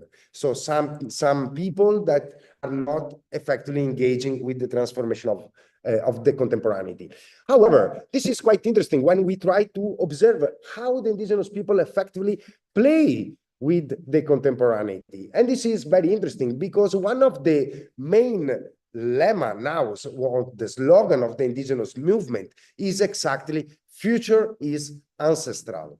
So this idea that what the indigenous people are doing nowadays is to build up a new future. However, this future is ancestral. So in this junction of these two apparent poles is exactly a play, an idea of speeding up, to use the term of Claude Lévi-Strauss, the sense of time, and exactly to claim the recognition of the presence in contemporaneity by the indigenous people. And this requires us, this general frames requires us to observe in a different way their relation with temporality and the way that they engage with the flow of time and how they project themselves actively, building up new claims and new futures. So for describing this a little bit, I would like to briefly introduce some examples of what happens among some friends, the Mabengocré people that live in central Brazil. And well, I don't have a map. However, you can imagine Brazil because you saw several maps before. And exactly in the middle, there are the Mabengocré Chiquinini indigenous people. So it's quite interesting because I am privileged enough to be friends with them since 20 years. And clearly in 20 years, my life changed a lot. Their lives changed a lot. Our lives influenced each other a lot in 20 years. However, along these 20 years, something very curious has been repeated several times. Of course, it is exactly what also my grandparents were complaining. The young people don't do the things anymore as we were used to do in our times. But what does it mean? Is this just a complaint to think about the past and the continuity with the past, or it is something that can illuminate or can highlight a different kind of idea of temporality? The idea of they are not doing something anymore is not just the fact that emphasize, they are lazy young people that don't want to do anything because when we were young, we were effectively doing the stuffs. No, it's not like that because the indigenous people, they are not so, as to say, ingenuous to don't recognize the fact that neither the old people are doing the same thing as they were doing in the past. The chainsaw changed the way of doing the gardens, for example. They are not cutting the trees anymore with the axe, with their machete, or with some manual stuff. They have a chainsaw. They are gardening in a different way. They are using the guns, not just bow and arrows. They are fishing with nets. They are not just fishing with bows and arrows. So effectively, this idea of continuity is not something that is absent from the experience of the old generation. So maybe the way that we have to look this claim that the young people are not doing the things anymore as we were doing in the past should be framed in a different way. And this is quite interesting because when we look what are the main concerns is exactly the fact that another series of transformations are being emphasized by the indigenous old people when they are calling the attention to the activism of the young generation. And it is the fact that there are new challenges that are being faced by the Mabengocré people, and the young generation's activism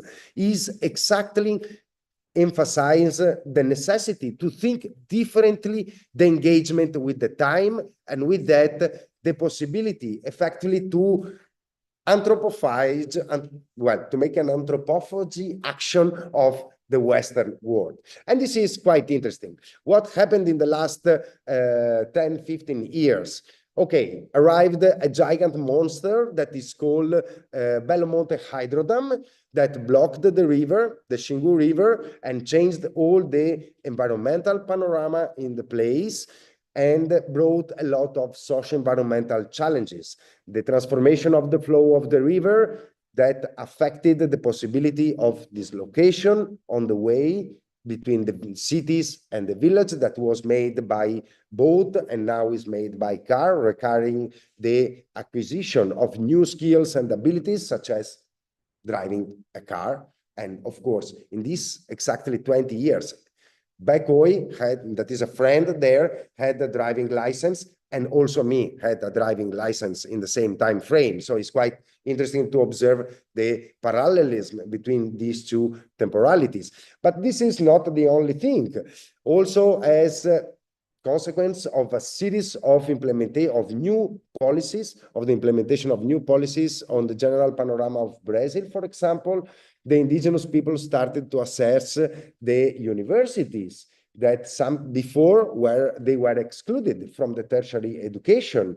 And with that, a lot of indigenous people are more and more occupying the universities, bringing their epistemologies, bringing their political fights, but also bringing back to the communities a different sense of engagement with the wider societies. And clearly, this generation of young people, now 20, 25 years, like the ones that made the brilliant presentation just before me here, clearly they are promoting alternative ways of engagement with the wider society on the one side, but also different ways of creating the socialization processes inside their own communities.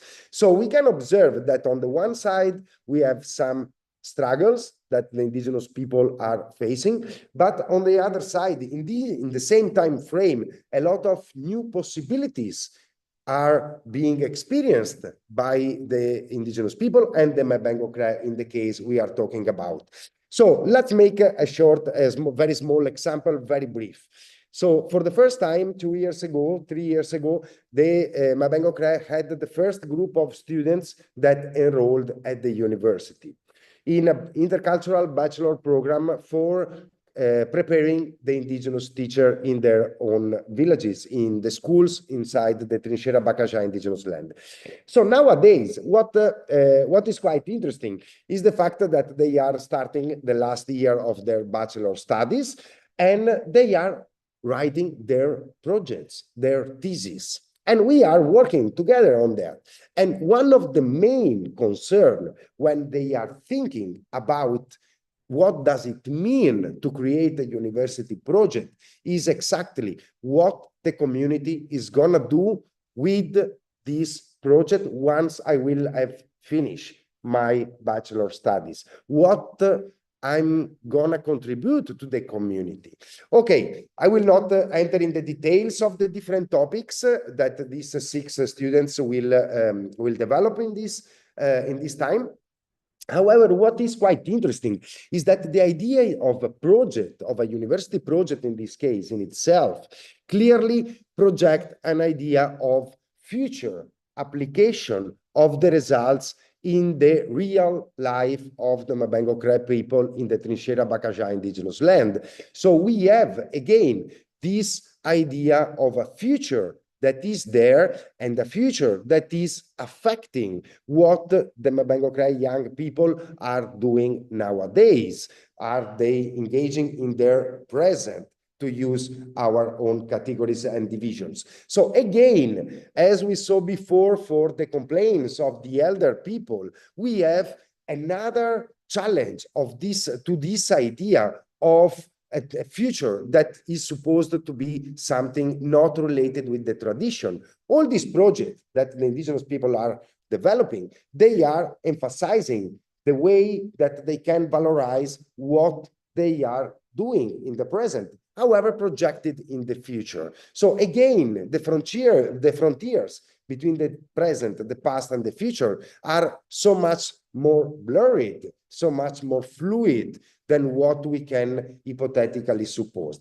A last example that I would like briefly to introduce that is quite cool and amazing is an example of something that we created together with some indigenous girls during the pandemic. That is another big challenge of recent times faced by the Mabengo Cree people as well as by us, is the pandemic effectively changed and affected the way that we were perceiving also the flow of time and the flow of engagement and the possibility to create specific socializations. And in a very interesting way, a group of women decided to paint the face protection mask with traditional motifs inspired by body painting to commercialize and gaining money. From this, they started to insert their products in the market using social medias, using channels to sell the products via WhatsApp. I didn't even know it was possible, but they taught us that this is possible. And then in last year, we decided to develop further the use of this kind of project to create an exhibition to give more visibility to this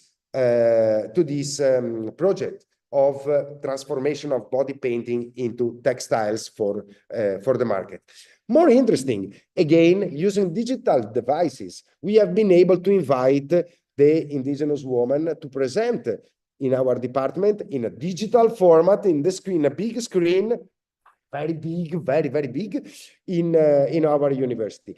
And one thing that all of them were emphasizing was the importance of these kind of initiatives, not for themselves, not for maintaining the tradition, but for their families, for their children, to provide for the next generation. So again, we have the fact that the future enters again as a key motive, as a key reason for the people, for the Mabengo Cree people to play in the present, to engage in specific actions in the present. So in the three cases, so the indigenous elder people, the Mabengo Cree elder people that are complaining because the young people are doing the things differently, but they are also emphasizing that they themselves along their lives changed the way of doing the things. The indigenous young generations that are assessing the university and are thinking on their contemporary projects as something that in the future must contribute to the consolidation of the community and the strengthening of the tradition. And the third example, the indigenous women that are concerned with the future of the collective, again, with the future of their families and kids. So in the three cases, clearly, this idea of societies that play against the flow of time must be mobilized in a different way, because exactly this idea of a tradition as something coming from the past seems, or at least from these three examples from the Mabengo Cree experiences, seems so much more connected with the construction of the future than with the maintenance of a statical past. At the end, as I mentioned before, the indigenous people effectively recognize the political value of the future and of the engagement of the future, because as they saw, as they told, the indigenous is ancestral, and as such, tradition is taught for the future, not just for the past. Thank you.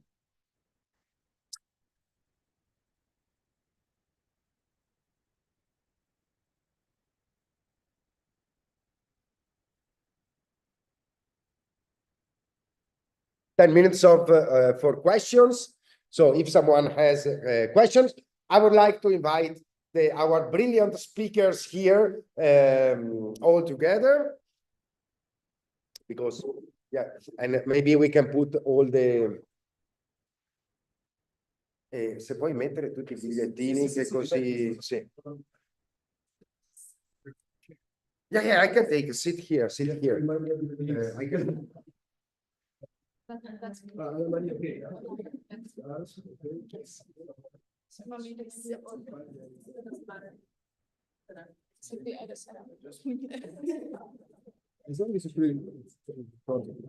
Yeah, I think the floor was yours. Yeah.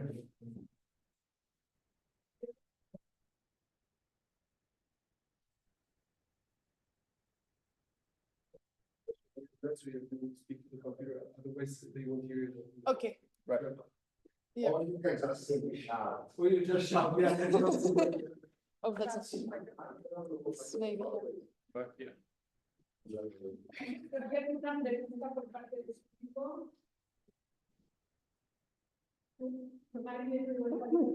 Sì, well, I have tons of questions and comments. I have tons of comments.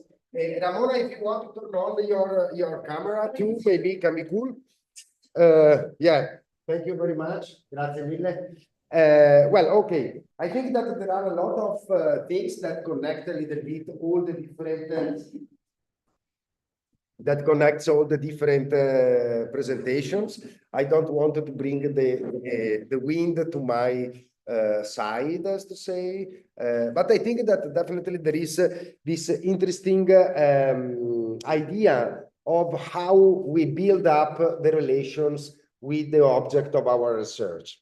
And this is quite important, because what emerged a little bit from all the presentations is exactly in which way we develop this very anthropological effort of trying to understand there, also to reflect about us. And this is quite crucial. So my first question will be like a very, as to say, yeah, a very deep question. What are you bringing home from these very interesting researches, and in which way they affect you? And because I think this is the first point of a good anthropology, as you brilliantly presented here today. And well, then there will be a lot of other questions, but another, I think, important question. All of you use the different kind of keywords. And I think that these keywords are quite important. For example, disability, for example, leadership, for example, nudity, for example, death, for example, woman, gender, in your case, Ramona. And I think that effectively these keywords provided you the tools to assess the reality of the people, at the same time allowed you also to create these bridges between the two different realities. But I think that also in which way, because on the one side, the first question is how the field affected you.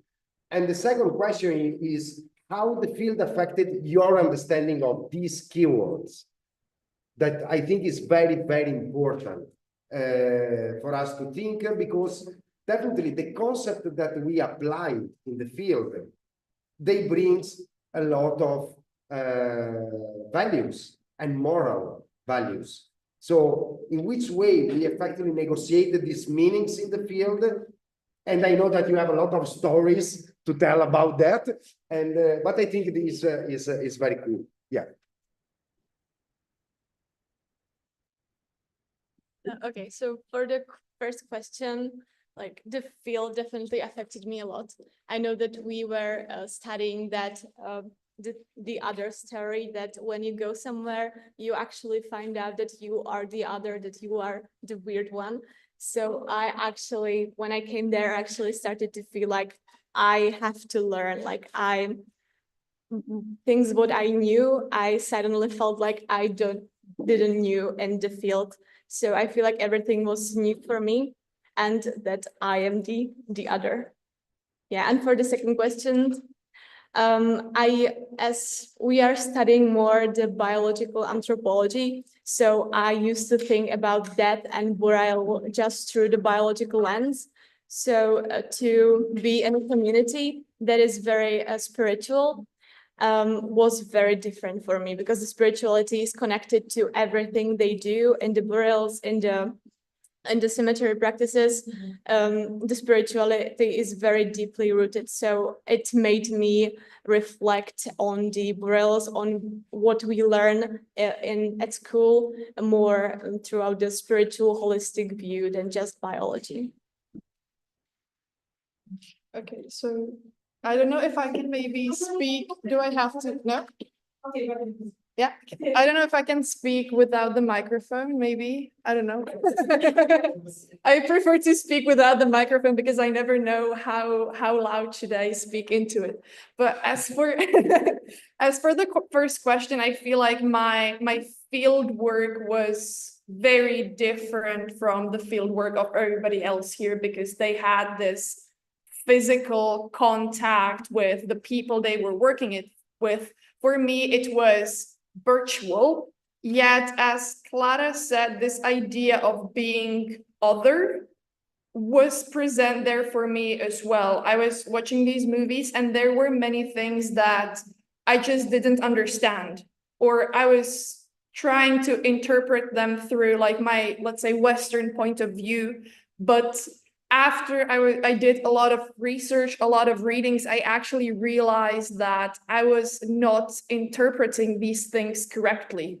So like in the end, I feel like maybe any kind of field work or any sort of anthropological work, it always makes you more open, your mind to different things and different experiences. It allows you to think about the world differently. And I think that definitely my own research did that for me as well. And the second question, I kind of forgot what the exact question was, the second one.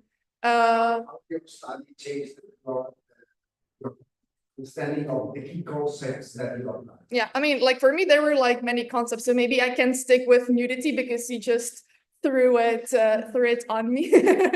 So, I mean, I feel like in general, as I mentioned in my speech, there is a lot that we can, as Westerners, learn about the way Indigenous people see nudity. I think that we have all of these different stigmatizing ideas about it. And yet, I mean, the body without clothes is just a body without clothes, and that's it. So I think it made me like, yeah, feel about nudity differently, maybe like to feel more normal about it, let's say, I don't know. But I really think that this is something that should be universally learned, or I feel like in our societies, we should really apply this maybe indigenous view on nudity to our understanding of it, let's say, if it makes sense. Yeah. I pass the mic. Thank you. So for me to ask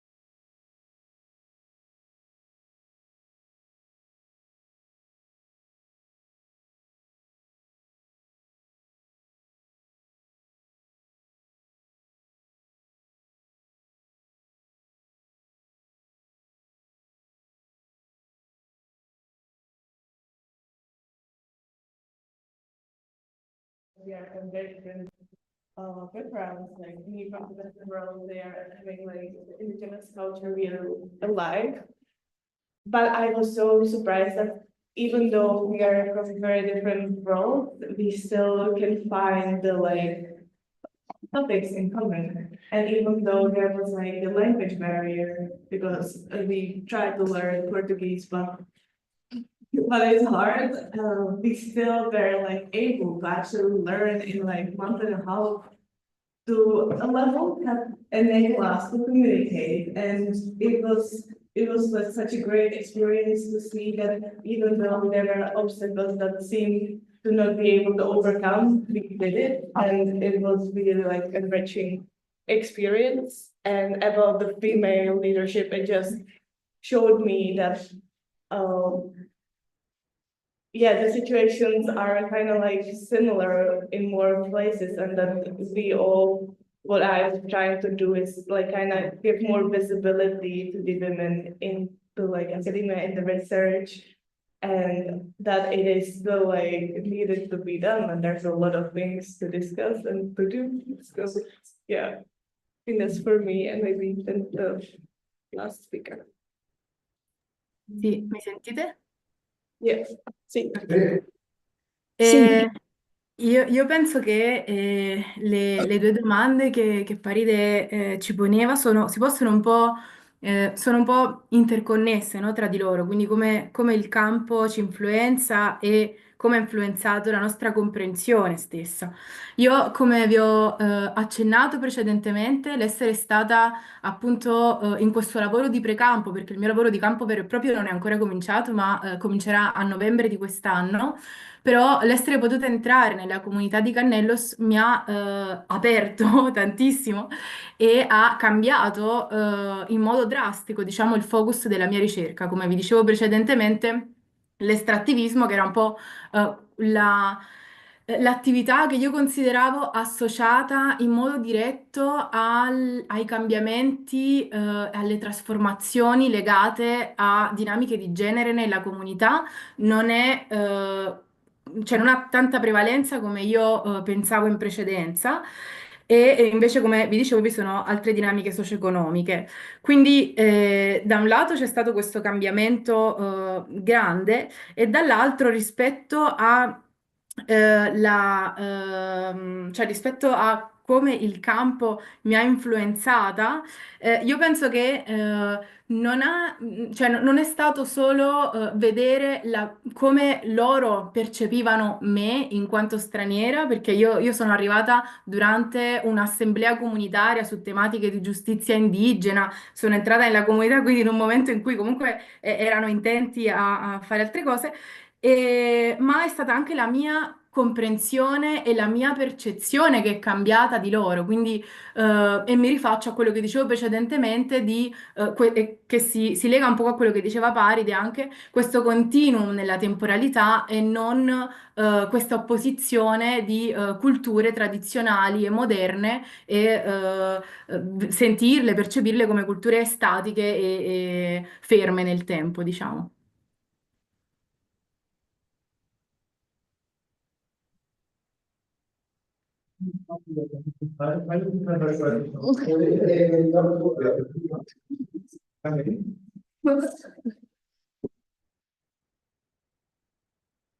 Okay, so hello. So I wanted to ask for those of you who were on your field work with indigenous people, since they perceive spirituality in a very different way than we do in our Western society, I wanted to ask whether it somehow changed also your perception of spirituality in your life, and if it had any influence of you being that much time with the indigenous people. Thank you. Yes. I think that is the story. Yeah.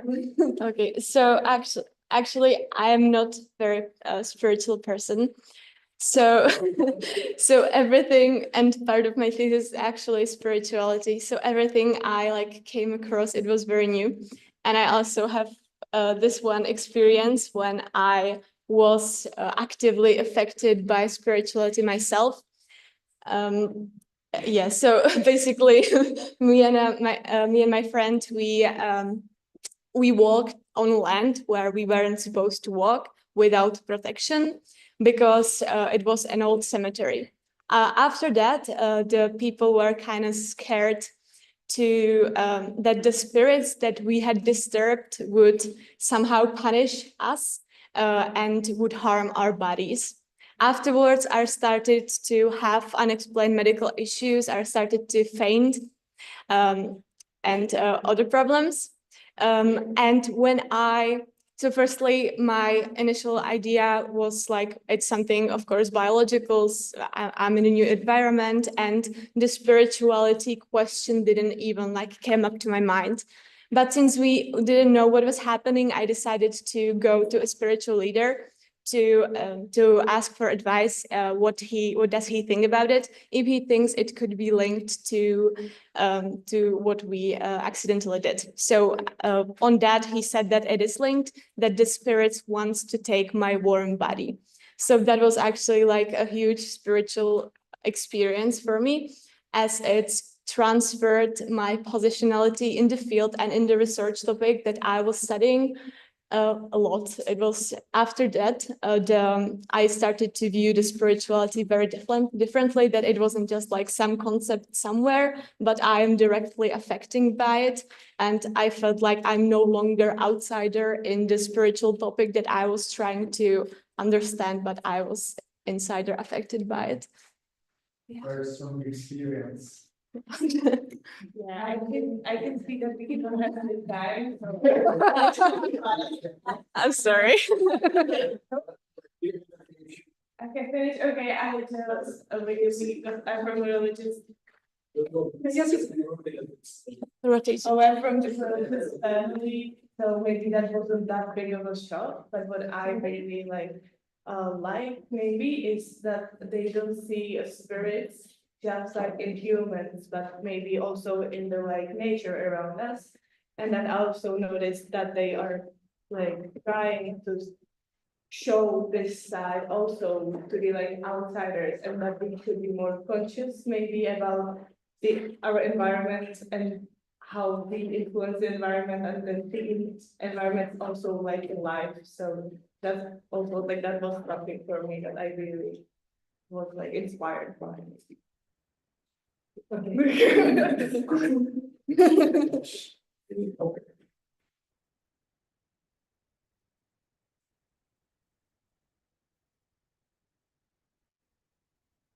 thank you very much for all the participants. We will have another round of presentations in South America in a couple of hours. So please join us. It will be as cool as it has been now. So great.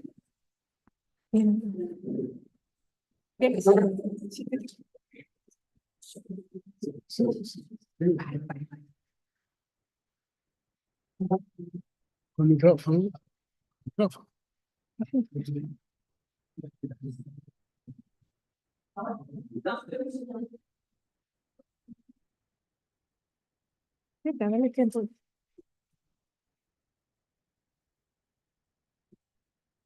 Finisce qui la prima mezza giornata.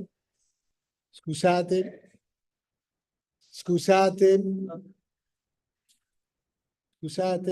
finisce qui la prima mezza giornata del 47esimo Convegno Internazionale di Americanistica. Io voglio ringraziare in particolar modo ovviamente tutti i nostri relatori, in particolar modo vorrei ringraziare Paride Bollettin, che veramente esprime il senso più profondo della natura del circolo americano. Guarda, veramente, perché la promozione...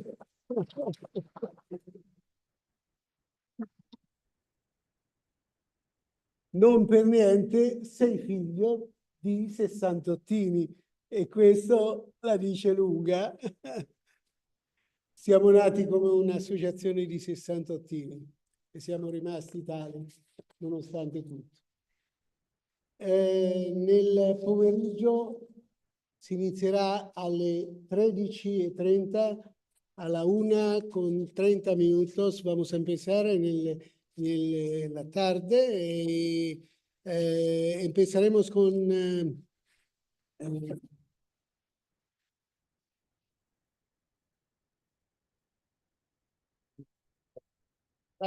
sì, le saluti con la inaugurazione ufficiale, del Congresso, y hallará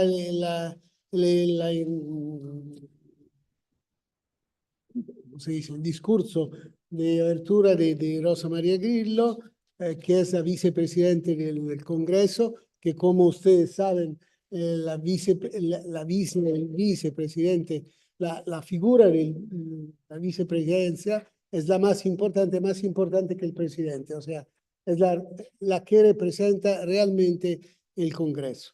La presidencia es una cuestión interna política y nada más.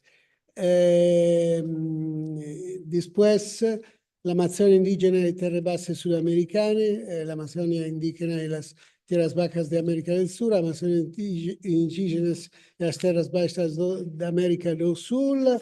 Y el siguiente será la sesión número 2, la vita indígena attraverso diverse fuentes mexicanas, códice tercio, la vida indígena a través de las diversas fuentes mexicanas, códices y textos, vida indígenas a través de varias fuentes mexicanas, códices y textos. Bien, y será la segunda tarde el final de la primera y la segunda sesión. Bien, gracias a todos. Los esperamos todos aquí a la 1:30 y haremos una particular atención a quien no está a la 1:30.